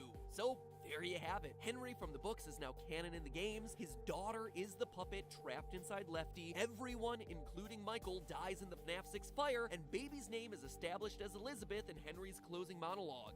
It's all pretty cut and dry. I mean, if you want to get really deep, the images on the walls in the alley are actually blurry contracts. You can tell based on the bullet points and oddly short paragraphs, which I have seen more than enough time to identify at a glance. And all of that relates back to that theme of what is paragraph 4, which has been Scott's calling card for this game. The creepy imagery of the ventriloquist and clown that you also see in the alleyway isn't teasing some new game like a lot of people have been assuming, but rather it's just an artistic recreation of the Afton family. William is the ventriloquist. The dummy, who looks exactly like him, represents Michael Afton, who, as we know, looks just like his father, just a smaller version of him, and has to parrot back a lot of what his father tells him to do. Elizabeth, aka Baby, is the clown, for fairly obvious reasons, and the bear on the leash is just Crying Child, a child who is trapped and held back by his family, who ultimately dies in the hands of Fredbear. FNAF 6 even offers explanations for the inappropriate costumes that were mentioned by the phone guy calls from FNAF 3. Yeah, you remember those? Until replacements arrive, you will be expected to wear the temporary costumes provided to you. Keep in mind that they were found on very short notice, so questions about appropriateness/relevance should be deflected. They're the Mediocre Melodies crew from this game, which also happen to match up perfectly to the other masks that you see during FNAF 3's Happiest Day minigame. A green one is Happy Frog, the pink one is Pig Patch, Mr. Hippo is purple, there's some blue one for some reason, and then Orville the elephant is the orange one with the long nose. But for as much as FNAF 6 explains, and it explains a lot pretty explicitly, it leaves open 3 huge questions. 3 questions that no one has been able to answer for the past 2 months until now. Or at least I'm pretty confident that I can answer 2 of those questions. For the third one, I'm gonna need your help. Now, you don't need too much to get that true ending. You just salvage all the animatronics and survive all the nights. It's basic FNAFing 101. But there's another layer to this game, an ending that goes one step beyond just the base storyline. The Lore Keeper ending, where things start to get complicated in a hurry. To unlock it, you have to play 3 specific minigames through to completion: Security Puppet, Fruity Maze, and Midnight Motorist. Security Puppet was easy to explain. The others, though, are where the questions start to pop up. In Fruity Maze, the game starts to become more and more unstable as you progress through the 3 levels. Oh. Well, we only played, like, the first level, so that's probably what it was. By the end of the 3rd stage, collectibles have transformed into slaughtered dogs and burial flowers. Your on-screen avatar is trailing bloody footprints, and the blonde-haired, blue-eyed girl reflected in the arcade's screen is crying. And for good reason, since standing behind her is none other than the purple guy, dressed in his golden best. Now, this one's confused a lot of online theorists, but in my opinion, requires some process of elimination to solve. FNAF 6 is all about tying up loose ends, right? And at this point, the puppet set the souls of FNAF's core 4 of Freddy, Foxy, Bonnie, and Chica, as well as Golden Freddy free in the Happiest Day minigame. Baby, the sister location crew, Springtrap, and the puppet are all taken care of by Henry in the true ending of FNAF 6, and the 3 toy animatronics from FNAF 2, which do seem to legitimately be tied to a security database, are scrapped at the end of their game. So who or what does that leave? Balloon Boy. Mangle. But I'm not saying that the girl is Mangle, I'm telling you it's her dog. Mangle is William Afton's first successful experiment with Remnant, Dog Remnant. Which, now that I say it out loud, sounds a lot more like dog duty than Miracle Soul formula, but let me explain. We obviously see that the girl's crying, but it's not because she's scared. We actually see that Willtrap is able to have a normal conversation with her, saying, "He's not dead, he's still alive, follow me." She's crying because her dog died, as represented on the screen. And there's actually a FNAF like fan song called "Follow Me" by I think Try Hard Ninja, and it freaking slaps. William isn't lying about this either. It's an odd detail that I've never talked about, which is pretty incredible that after so many of these darn videos, I'm still pulling out random factoids to piece into this puzzle. But in the Save Them minigame from way back in FNAF 2, you're in a building filled with 5 dead kids and Purple Guy. All the other animatronics are stationary except for one, Mangle. Alive and well, and unlike every other animatronic in the entire series, roaming around on all 4s. Even though Mangle technically walks around on 3 legs, but you get the point. A design decision so important that we see Scott keep it in Mangle's quest from FNAF 3 as well. Mangle is alive without the puppet giving him gifts or giving him life. So how is the Mangle animatronic moving in this moment? William, experimenting with animals and Remnant. And as we see in the Fruity Maze, William uses the fact that the dog is still alive to lure this girl to her death, allowing her to be reunited with her dog forever. For more proof, notice that the dead dog in the Fruity Maze minigame is actually missing an eye, a detail that we see at share with Mangle. Additionally, you ever notice how Mangle is the only animatronic that actually doesn't possess any human-like noises? The core 4 all feature moaning, sighs, or laughs at various points throughout the series. Ballora, Baby, Springtrap, and the Fun Times all talk. Even the Nightmare animatronics breathe, which is a whole nother can of worms I'm not opening up today, but Mangle just has garbled radio noises, almost like its cognitive functioning is much less than all the other Garbled radio creatures in the noises. series. That's my So that's Fruity Maze, but that's then my comes constant the internal biggie. Perhaps the thought most process, vague just and radio bizarre static. moments from FNAF 6 come Go check from that the out, hidden yeah. Easter eggs in the final Lorekeeper minigame, Midnight Motorist. It starts simple enough. A top-down racer game, but glitch through an opening in the bottom of the track, and suddenly you're on a rainy drive through a rural tree-filled landscape, visiting a bar named Junior's, and eventually making your way to a lonely house hidden deep in the woods. Out pops the driver, and he's orange? Thanks, Scott. We finally solved the identity of Purple Guy, and you just had to throw in one final monochromatic mystery man. Orange Guy? I like Henry. to call him Mustard Man. He Mustard charges Man. into the house and rages at the fact that someone, presumably his son, has locked himself in his room. He goes around the back to find a way in, only to discover that the window is broken with a set of footprints and some bear tracks, leading to, quote, that place again. And that's it. The minigame abruptly ends there. No matter how many times you replay this game, it's always the same. It's weird, it's disturbing, and most of all, it's frustrating, since it seems to introduce all new characters in a game that's mostly about bringing every other character's story to a close. But are these truly new faces? No. Look first at the house. A lone house in a clearing surrounded by trees. Believe it or not, but we've actually seen this house before on the title screen to FNAF 4. A lone house in a clearing surrounded by trees. Not only that, but both houses have two stories. Even the roofs look roughly the same. But now think back to a quote that I mentioned last It's episode Donald about Trump. how Scott writes these stories. Oh my god. Oh, there have been other times, however, when my original intentions didn't come across clearly. In those instances, I make a point to clarify in the next game. FNAF 6 is all about clarifying, explaining Remnant, explaining the scooper, the puppet, and what's our connective tissue in this minigame? Someone sitting in a living room watching TV. I'll play the Follow And Me what did we see at FNAF the song end of after this. every night of Sister Location? Michael Afton going home after his shift to watch TV. That slouchy Exotic figure feathers. there may look like a balding grandma, but it's good old Mike Casual Bongos Afton himself binging on his Immortal and the Restless. And I can further prove it via his text.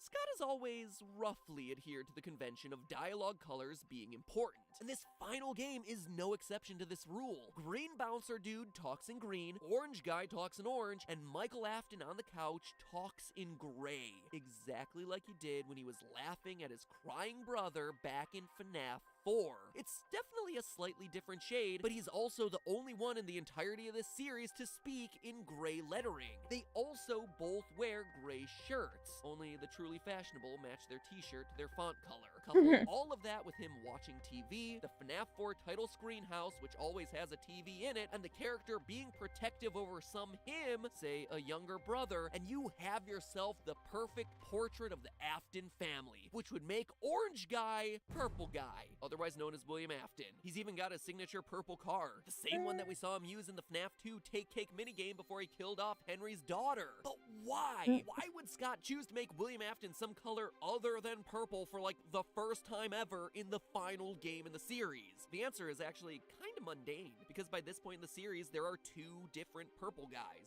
William and his son. It would have been confusing from a storytelling standpoint. Though, I do gotta say, Scott, it's not that much better, since now you're swapping in a whole new color for a character who's been represented by another color the whole time. It's a bit confusing. Anyway, what does all of this mean? Why, out of all things, did Scott choose to show us this random scene? What is he trying to explain about the story through the battle between an orange William Afton and a runaway child? All of that in just a few days. This video is really long already. Plus, in a game that tries to answer everything from the entirety of the series, what was in the FNAF 4 box? Was it truly left forgotten forever? Is Scott waiting to reveal its contents in a future game? Make sure you take a bite out of that subscribe button to find out those final answers, as well as the solution to perhaps the biggest question of them all, the the Lore Keeper's final screen. After unlocking all of these glitched minigames, Scott presents us with a series of gravestones filled with names. Some familiar, and some not so much. So, who are they? What do they reveal about the story? And how can you help me to solve Five Nights' last and most closely guarded secrets? All of that next time. In the meantime, though, remember, Game Theory merch is now available, but hopefully by this point it's selling out faster than a YouTuber with a Loot Crate sponsorship. So make sure you're getting your Theorist hoodie, shirt, jacket, socks, or underwear before they're gone by clicking the link you see on screen right now or in the top line of that description. The only thing scarier than FNAF? Missing out on these items? We're looking for anything that might explain what happened. She was smiling. Hello? I am not gonna keep running. You will never. Thank you. Now playing.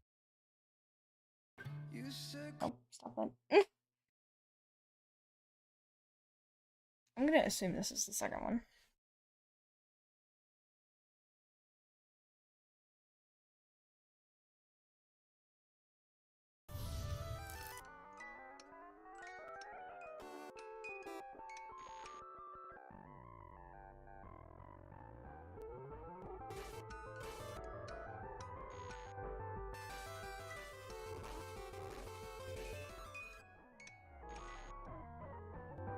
Hello, Internet! Welcome to Game Theory in 2018, a show apparently dedicated entirely to virtual boxes, loot box psychology, loot boxes as gambling, the treatise on the science of fictional cardboard boxes. It's like box episodes are the new FNAF episodes for the channel. Gotta milk 'em dry! Next episode should be on, I don't know, the orange box or something. But in all seriousness, the box tetralogy reaches its dramatic finale today as I cover what is perhaps the most infamous digital box of the last decade, FNAF 4's Locked Chest. Now, last episode we started to explore the idea that FNAF 6 is all about tying up loose ends. That as the last game in the Purple Guy saga, Scott's goal was to give us the information necessary to close the book on this chapter in Freddy's story. But to me, as someone who has studied these games inside and out, if there was one question that needed to be answered in a final game, it wasn't how Michael Afton was able to become a living purple corpse through Remnant, or how Henry was able to create a device that could somehow simulate child body temperatures. I didn't even care so much about the timeline at this point. No, what I wanted answered was the biggest lingering mystery of FNAF.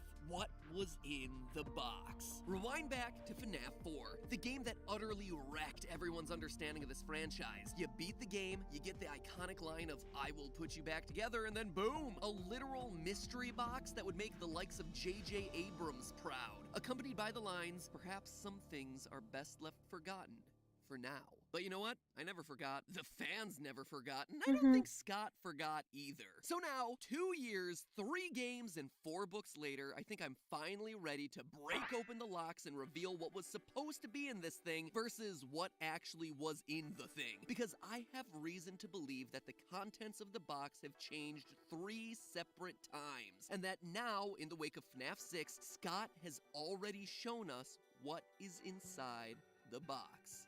Let me explain. FNAF 4 was released on July 23rd, 2015, and with it, the mysterious box ending. Exactly 1 month later, August 24th, Dude, I remember Scott when made a FNAF post 2 was on released. Steam referencing a Halloween update for the game, an Like, update where he had considered opening the box. I think that was Quote, like I wanted to post some 5th information grade about the upcoming Halloween update. I started off a or few so months for me, ago with several I think. ideas in mind for what I wanted to release, I think ranging that's what it from was. DLC to a new Because I game remember, to opening the box. More on a friend that of mine later, playing it and on now the I've been bus. working steadily and have a pretty clear vision going forward. End quote. So, why wasn't the box included as a part of that update? Well, he explains it later in the post. Quote again. Now, I want to talk about what won't be included. The box. You know, when I released the first game over a year ago, I was amazed at how quickly everyone found every bit of lore and story. Then the same happened with Part 2. Then Part 3 came out, and once again the story was uncovered by the community. But then I released Part 4, and somehow no one, not a single person found the pieces. The story remains completely hidden. I guess most people assume that I filled the game with random Easter eggs this time.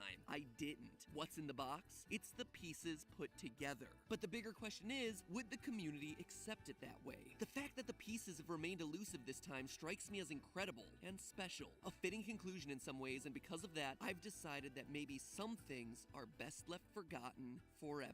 End quote. So clearly in the month after the release of the game, disappointed that the mysteries were staying hidden, Scott had already changed his mind about what he wanted to do with this box. And I just gotta say, Scott, my man, you didn't even give me a shot at this one. You change your mind about a game's fundamental mystery in a month? I mean, in that amount of time, all I could do was release a rushed out retrofitted prediction theory because I was stuck in con season when the game was released. Give a theorist some slack, man. So that begs the question of what he originally intended to be in Are the we box. really that old? My Yeah. theory, toys, a badge, Yeah. a hospital wristband, and a picture of what eventually became known as the Afton family. The only time we would It's ever ridiculous, see them man. truly happy in this franchise. Remember, FNAF 4 was meant to be the final game in the series, and based on all the clues Scott left prior to the release of Sister Location, he absolutely intended for Freddy's to be a story told in the mind of a child. Maybe not so much in dreams, like Dream Theory would indicate, but perhaps in a coma, or on the kid's deathbed. I mean, sure, let me be clear, yes, there was absolutely a real-life string of murders informing this kid's visions, as evidenced by the puppet and the murder outside the restaurant. But I mean, look at what he just said in that Steam post. Most people assume that I filled FNAF 4 with random Easter eggs. I didn't. And now look at everything that lines up in this game. Toys that match the look and behavior of the toy animatronics. People getting shoved into suits by a guy hidden in shadows that would probably look like a murder to a young child. A boy carrying a balloon to inspire Balloon Boy. Bullies who wear masks that perfectly match the nightmares. Shadows that would literally inspire shadow animatronics. A mangled toy. The concept of a plush Bonnie that bites you. A child's trap. phone and a child's fan to simulate the night guard desk. People walking around in animatronic suits like Springtrap. A grandfather clock like you would find in your home going off to signal the end of the night. The list goes on and on and on. And even though he'd moved on with the story, Scott still wanted us to figure it out, which is Dude, why on our we're October 5th, really that old. 2015 GT Live, Scott crashed the live stream, giving us explicit clues to figure it out. 4 games, 1 story, why is Toy Chica missing her beak, and what is seen in shadows is easily misunderstood in the mind of a child. All 3 clues again pointing to the conclusion of some sort of coma theory, with the box containing the items alluding to that story. Toys and plushies to show where all the ideas for the animatronics came from. A badge to show that this kid's father worked at the restaurant as a security guard. A hospital band to make it clear that the child was rushed to the hospital in the aftermath of the Fredbear bite, and a happy family that we see shattered in the aftermath of a stupid prank. This box is locked and hidden away in an attic or a basement when the child dies. The memories it contains are too tough to bear. But the line of, would the community accept it that way, is the key phrase in all of this. Scott knew that the story, as he envisioned it, would be controversial for a fan base that was literally comparing shades of purple across the series. He had a solution to the story that he wanted to tell, but was now trapped by his own success. People were too interested in his mystery box, which is why Sister Location and everything afterward emphasized Hi, Hyun here.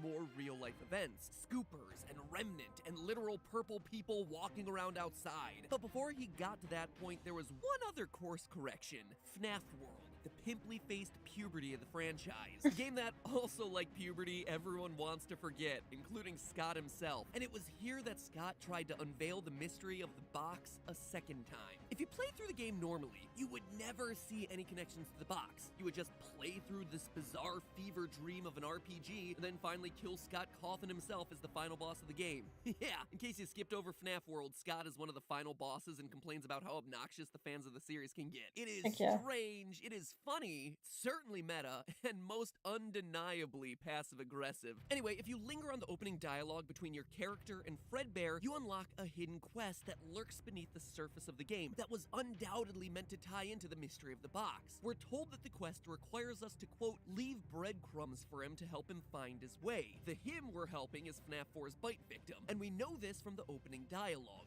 Quote, something has gone wrong. That's why I'm here. But I won't let the same happen to you. I will put you back together. There it The is. classic FNAF 4 line, so infuriatingly vague. Anyway, that line confirms that the you being talked about here is the bite victim, that the something has gone wrong is referring to the bite itself, and that the yellow eyes doing the talking, the one who is trapped here, is the puppet. From here, your secret quest is to find a series of clocks and complete mini-games that directly relate to the steps necessary to unlock FNAF 3's Happiest Day ending. You push Balloon Boy into a box, you press 4 arcade buttons, you set up 4 cupcakes, etc., etc. And if you do everything correctly, your secret ending reads as follows. Quote, "We're still your friends. Do you believe that? The pieces are in place for you. All you have to do is find them." And we know from FNAF 3 that the pieces are indeed found. On the cutscenes between nights, we find the clues that FNAF World left for us hidden in the hallway, telling us to do things like double-click Balloon Boy and collect the 4 cupcakes, which then enables us to complete the glitched minigames and release the spirits once and for all. But the important line of this FNAF World ending is, "The pieces are in place for you," a line that very intentionally mirrors the language Scott used to describe the contents of the box in the first place. What's in the box? It's the pieces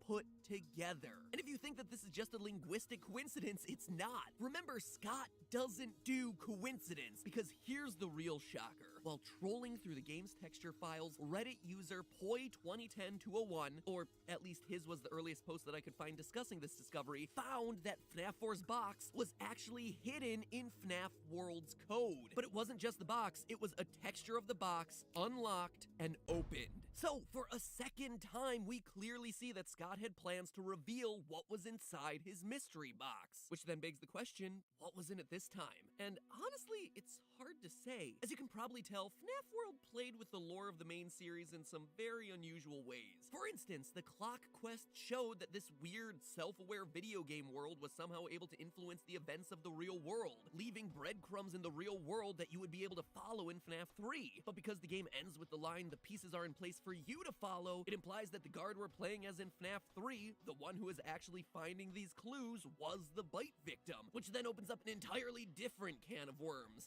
And if it's all true that the puppet is stuck in this weird nebulous FNAF world, then the world of the game is literally, or symbolically, limbo or death. Anyway, it's very messy. If I were to guess, Scott planned on FNAF World, the game, actually being the box. A game that literally contained all the pieces of this franchise put together. Yeah, it's a bit symbolic and half-baked, but, you know, so was FNAF World.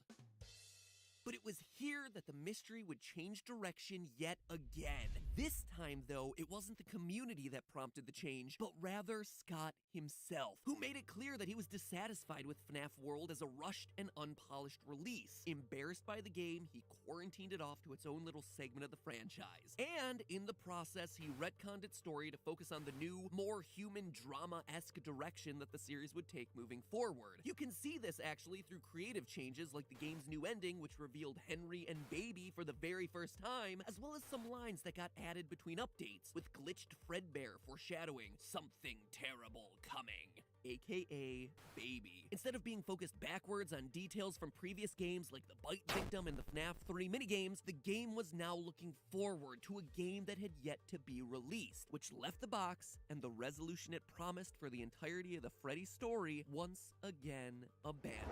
And when both Sister Location and FNAF 6 rolled credits with no mention of boxes, that's exactly where it seemed like it would stay, forgotten forever. But I wasn't convinced. For as convoluted as the story often is, Scott cares too much about it, and cares too much about this community to leave a mystery this big unanswered. My first thought about connecting the box to the new game was Candy Cadet, the best character to ever come out of this franchise.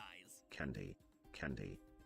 If you visit Candy Cadet enough times and give him enough tokens, he'll tell you one of 3 separate stories, all sharing the same general theme of 5 objects merging into one object and then being put into a box. In the first, 5 keys are melted together into one key by a mother trying to save imprisoned kids, with everyone dying trapped in their own room. The second has 5 kittens in danger of being eaten alive by a snake, the remains of which get sewn together and stored in a shoebox. Oh my and gosh. the third is the most uplifting story, as 5 orphans get adopted by a man who wants to protect them from a burglar, and it doesn't go so well. He left one day to buy food, his heart being filled with gladness, but returned to find that the burglar had chosen his home and killed all 5 of the children.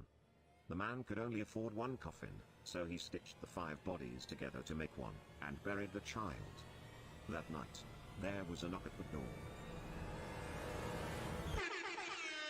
What So the? clearly, the Candy Cadet stories were making some connection to Bruh, boxes. But what what? did all these stories mean? Characters getting stitched together immediately made me think of Ennard, but even at Ennard's peak, he only had 4 characters inside of him: Freddy, Foxy, Ballora, and Baby. So that one didn't quite work out. Famously, there were 5 children killed as a part of the missing children's incident, but their souls individually ended up in animatronics rather than being put together and crammed into the same box. There are 5 other games in the series, so maybe this is all a meta commentary about the franchise itself, but then what would it mean to stitch them together? Just solve the story? Were the stories fixating on different moments of the Freddy timeline? Suffice it to say, Candy Cadet led me straight to a dead end. A dead and stitched together end, that is. I gotta say, I scoured the game. I knew the box was hidden,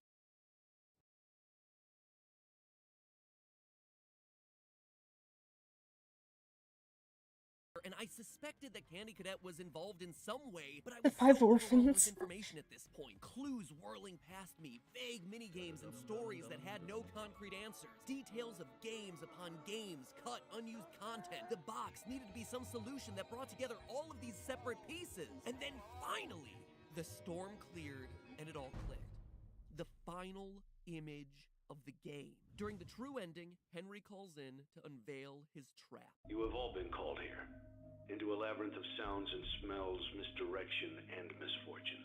A labyrinth with no exit, a maze with no prize. We then see the schematics of the ventilation system we've been working with throughout the entire game. We see it for a long time as the center square, the actual pizzeria filled with kids, fades away. And what we're left with is a familiar shape, a box, a rectangular box, a locked box, a box with no exit, a box where, according to You're gonna tell that to the kids you will never have? paragraph 4, Dude. we put all the pieces together by salvaging the remaining animatronics, playtesting the minigames for all of the hidden lore, and finally bring the FNAF storyline to its end once and for all. As we bring this story to a close, what did Scott finally decide to do with the box? He made it Henry's trap in FNAF 6 to lure the final pieces together and finish him off once and for all. Like Candy Cadet told us over and over again in its 3 stories, the box is filled with 5 dead things becoming one. 5 children killed, sewn together, and buried in one coffin. 5 dead kittens, sewn together and kept in one shoebox. 5 keys melted together and torched in one room. And in our case in FNAF 6, 5 animatronics trapped in one pizzeria simulator and burned. And this works any way that you count it. Baby, Springtrap, and Molten Freddy, who we know according to his blueprint has 3 animatronics in him, thus making 5, or you can count it Baby, Springtrap, Molten Freddy, Puppet, and our character who we play as Michael. 5 characters, all essential to the FNAF story, brought into one box to die. Even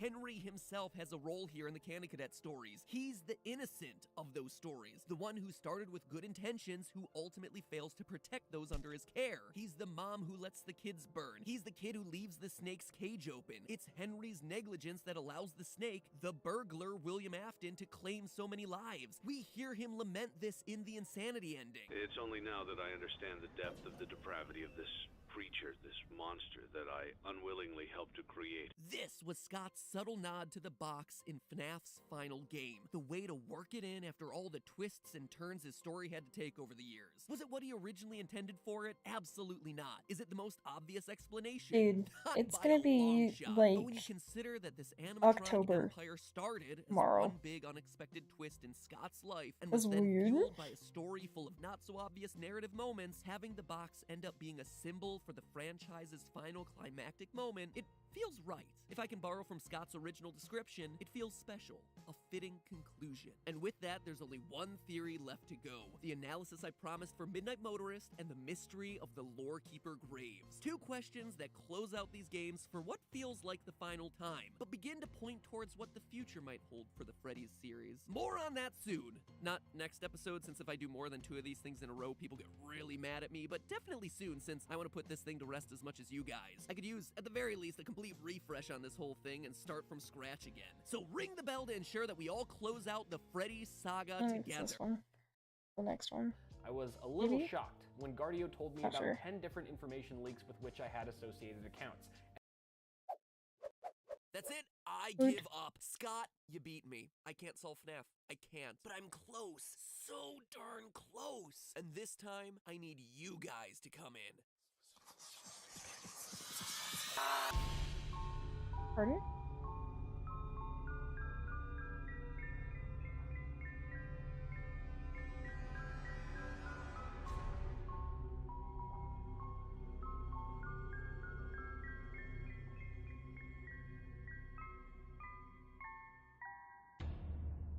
Hello, Internet! Welcome to Game Theory, where the fourth closet is a recording closet. Now, most of you are probably confused about that opening reference, which means that you haven't implanted Scott Cawthon with an RFID tracker that follows his every movement. Fortunately, I have, which means that I can tell you two things. One, Scott spends a lot of time on the toilet. Gotta stop maxing out the spicy salsa at Chipotle, Scotty C. Us old people gotta watch our digestive biomes. And two, the FNAF series may have quote-unquote ended with FNAF 6, but our time with the 13 variations of the same darn animatronic bear are far from over because Scott has been quietly working away on his pièce de résistance, Ultimate Custom Night. All your favorite characters from all the games attacking you all at the same time. 51 characters, all able to be cranked up to level 20. I gotta be real, Markiplier, might be time to be giving up your FNAF crown. That means there can only be one.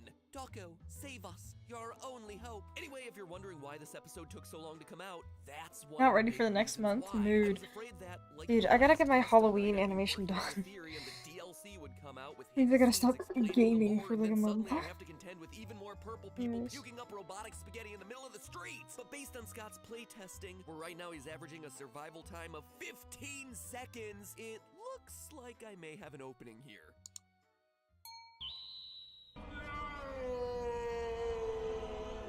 Since it's been a while, let me remind you that we've already covered a lot of ground here in videos 1 and 2 of the series. Freddy's Pizzeria Simulator, Okay, so otherwise this is known the as third one. FNAF 6, was created with the intention to tie up a lot of loose ends, both for Scott and for the game franchise. We learned that William's business partner Henry, who we were first introduced to back in FNAF World and later in the novels, does in fact play a role in the mainline series of the games. Henry is canon. In FNAF 6, he creates a simulated pizzeria to serve as a trap, luring in all the remaining animatronics. One could say it was Yeah, a Halloween locked animation. box to put all the pieces together. Henry then pulls a Thanos and turns everyone into an ashy pile. I'm not feeling too good, Foxy.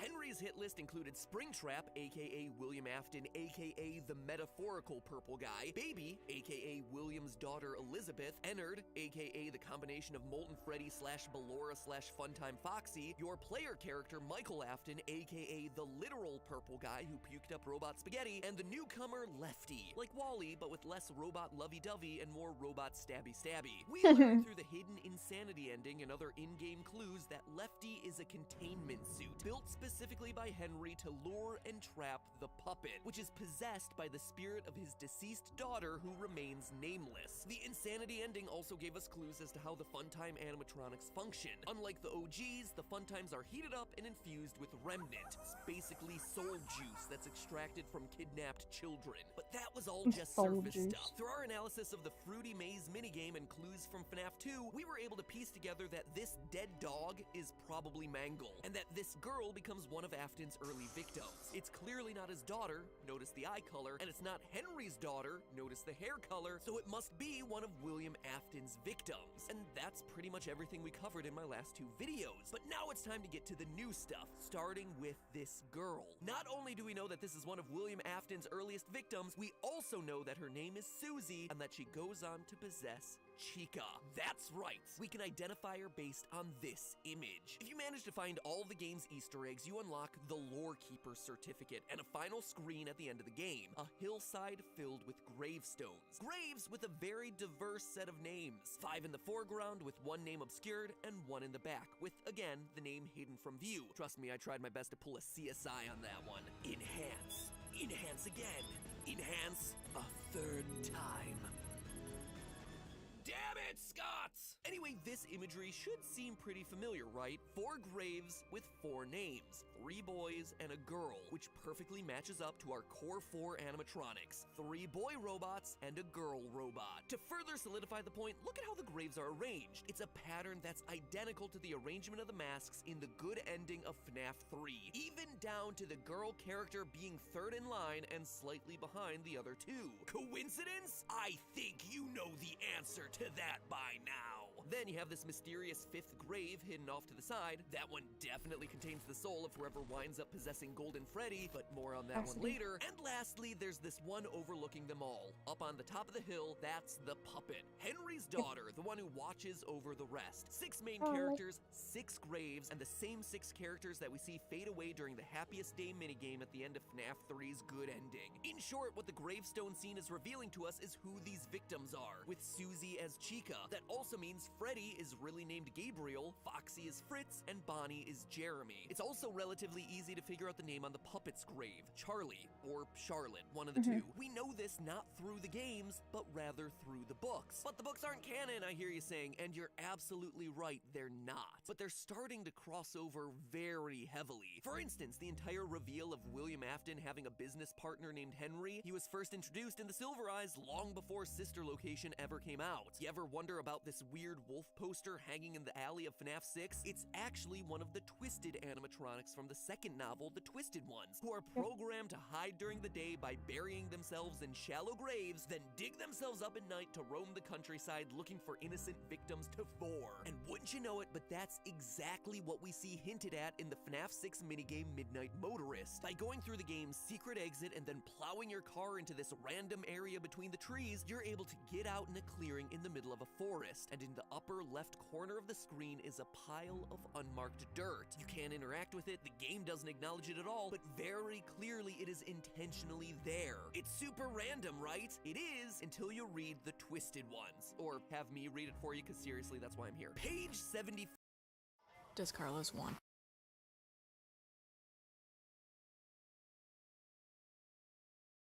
Or, quote, when Charlie reached the backyard, she stopped dead. Before her were 3 huge holes in the ground. They looked like graves. Something climbed out of these, end quote. So clearly, even though the books aren't canon, there is significant crossover with the characters and events from the series. In the books, Henry had a daughter named Charlotte. In the games, Henry has a daughter who goes on to become the puppet. It only makes sense for them to share the name, hence gravestone number 5. But it's gravestone number 6 where, I gotta be honest, after months of brainstorming, working and reworking sequences of events and analyzing imagery, I have to regrettably admit defeat.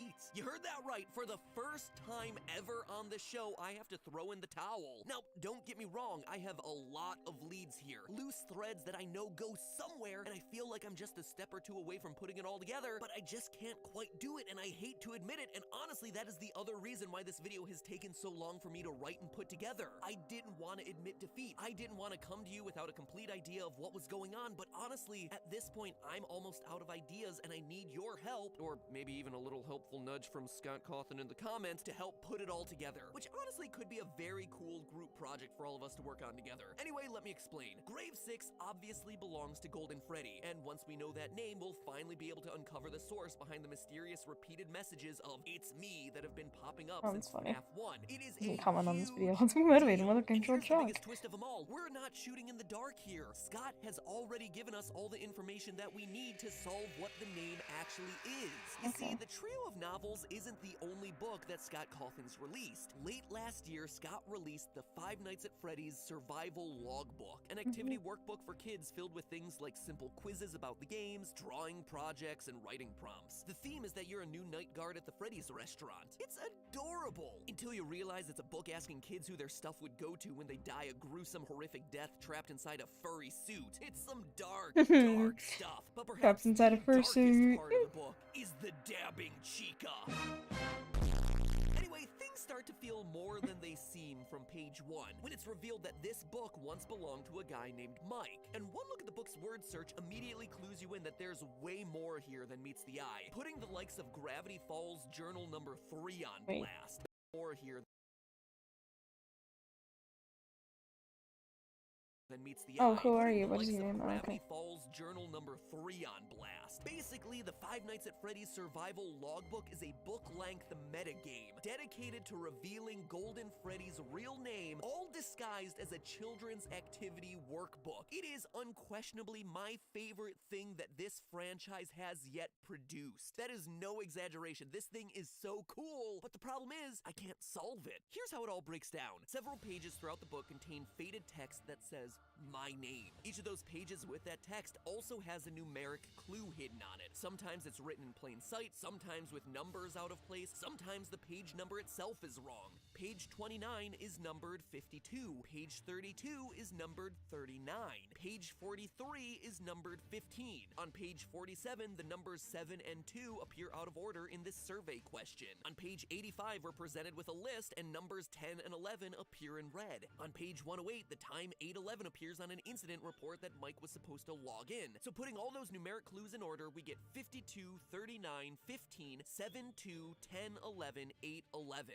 But that's just the beginning. Throughout the book, there are some coupons for Freddy Fazbear's Pizza. On one of those coupons, we see that Mike wrote himself the message, "For real value, see page 61. You flip over to page 61 and suddenly you see a finish the comic strip exercise, where in one of the panels, Foxy and Freddy stand in front of a chalkboard with 5 plus 4 written in one part and a 3 written in the bottom right corner. To me, this very clearly tells us that we need to add the two numbers together on each of those 6 pages from earlier to get the real value for that page. 5 plus 2 is 7, 3 plus 9 is 12, 1 plus 5 is 6, 7 plus 2 is 9, 10 plus 11 is 21, and 8 plus 11 is 19. 7, 12, 6, 9, 21, 19, which seems like it's giving us a code to a 6-letter name. But now, what do you do with those numbers? Well, one page in the book contains a giant grid that encourages readers to draw in 8 bits. But if you look closely at the grid's axes are actually numbered, and there are tiny letters in the grid's first few boxes. It seemed to me like this grid was setting up an alphanumeric code where the numbers each get represented by a different letter. Putting 7, 12, 6, 9, 21, and 19 into that, you get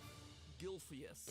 It's clearly not Golden Freddy's real name. But then what about that 3 that's in the bottom right corner of the chalkboard? I tried shifting all the letters and numbers 3 up and 3 down, decoding, recoding, still nothing that would make any sort of sense. But I wasn't admitting defeat yet. The fact that all this is happening on a grid seemed to point to the numbers being decoded using a Visionaire cipher. If you've never encountered these before, well, welcome to the exciting world of cryptography, the art of solving codes. Visionaire ciphers are one of the most famous codes out I had a there. friend who was like Basically, super you need a into giant alphabet ciphers grid for a and while. keyword. So, say I want to encode the word crying child. That's called my plain text, and I want my keyword to be Mike. What I would do is, in my alphabet grid, go over to my first letter, the C in crying, and then go down to the row M, the first letter in my keyword Mike. That gives me the letter O. Then I would find where column R for the R in crying intersects with row I for the second letter in Mike to get a Z. That's my second encoded letter. And then keep going with column Y crossing with row K, and on, repeating the keyword over and over until I'm at the end of the phrase. If you've done it correctly, you get the cipher text or encoded word Ozim Zamlun. Ozim Zamluton. Ozim Zamluton.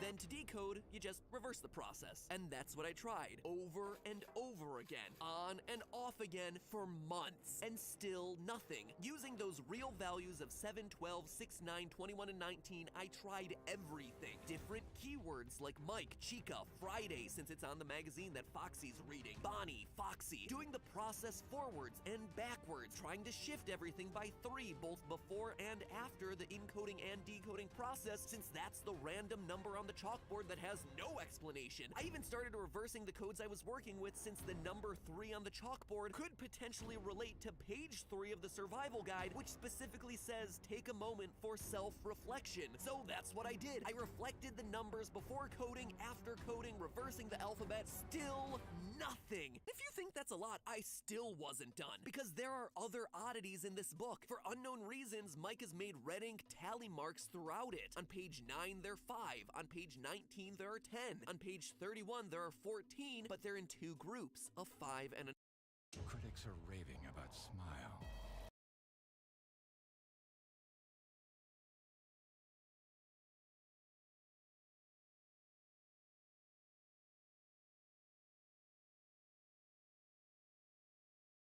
At At Chipotle, our garlic guajillo recipe is a whole new dimension.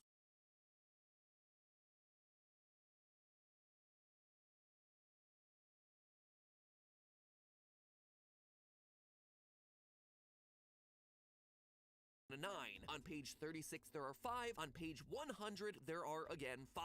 No explanation, no nothing. But they can't just be random tally marks, right? They seem important, and they seem especially important because there are 6 tally hints, just like the 6 real values that we found hidden throughout the book earlier. So I've tried shifting the individual letters off of those tally marks. Nothing. Tried shifting the letters off the tallies, then shifting the results by that 3 that's on that chalkboard. Nothing. Added the tallies, then reverse. Nothing. And on and on and on. Hopefully this all gives you an idea of what I do for some of these theories. Taking weeks just to brainstorm new ways to attack the problem, but this time I'm coming up empty-handed. I still have nothing. None of my attempts have yielded anything like a real word or a name. It feels like I'm right there, like the solution is right in front of me, but I just can't quite grasp it. And this is where I have to raise the white flag. I don't know what to do. I need your help, or else I need Scott to give us some clues or something, because I am stumped. I feel like I've tried everything, and very clearly this is the way that Scott intends to reveal Golden Freddy's name. But without all of us working to solve it, that name will forever remain in mystery. And this is only the beginning. The survival guide is simultaneously the most important, most revealing, and most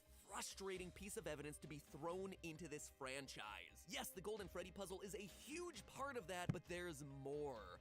So much more. This book confirms so many assumptions about this series and unveils so many more mysteries than we ever thought possible. And the Golden Freddy mystery is just a small piece of that. The rest all relate to Michael Afton. But all of that will have to be in just a few days. Don't worry, I'm not going to make you wait months. So make sure you jump scare that subscribe button to ensure that you're here next week for what I guarantee is the most earth-shattering FNAF game theory. Hi, nobody. I don't even know. FNAF 2. We're just watching game theories now. Completely upend a lot of what we thought we knew about this franchise. So, so get ready for a long one. And in the meantime, don't tell Animal, but I did a no jump scare run of FNAF 6. Game theory. Thanks for simultaneously staying patient. I forgot about game theory. Yeah, I'm actually like gonna end here pretty soon. FNAF episode. When you see next week's video, you'll understand why it had to be that way. Yeah. Subscribe. Anyways, we're gonna let's see. This one's good, but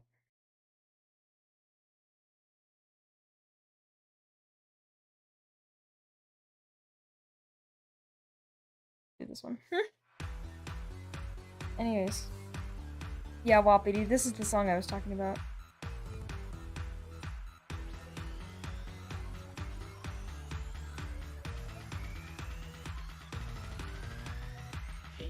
You forgot about game theory? Yeah, it's off.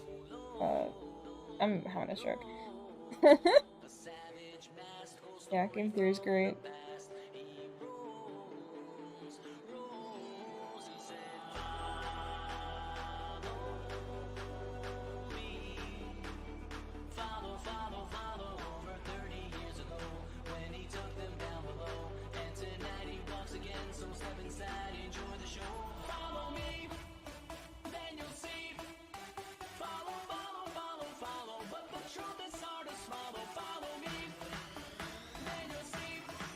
You love it already? Yeah, it slaps.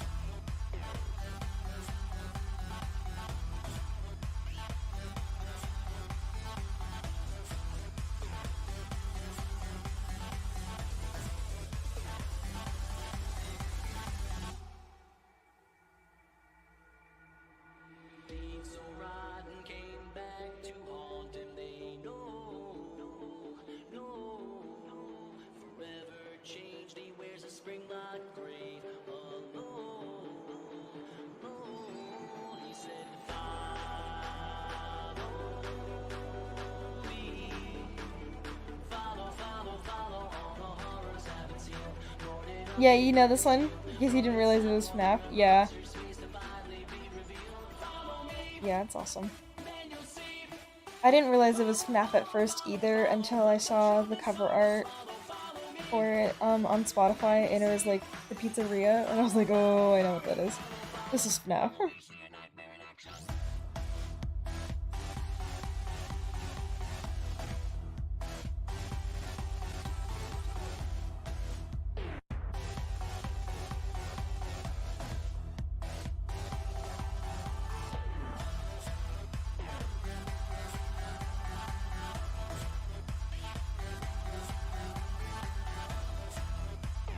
A spooky grind job, what the heck?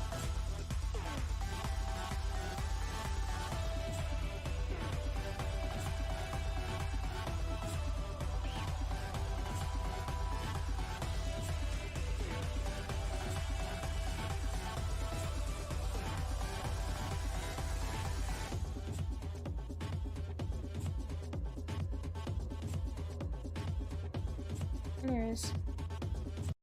Yep. Good song. Anyways, so, I think I'm gonna go to bed. 'Cause I'm sleepy. So, thanks to the people for popping in and watching. And yeah, if you're watching the VOD, thanks for watching. Yep, that's it. Alright, bye.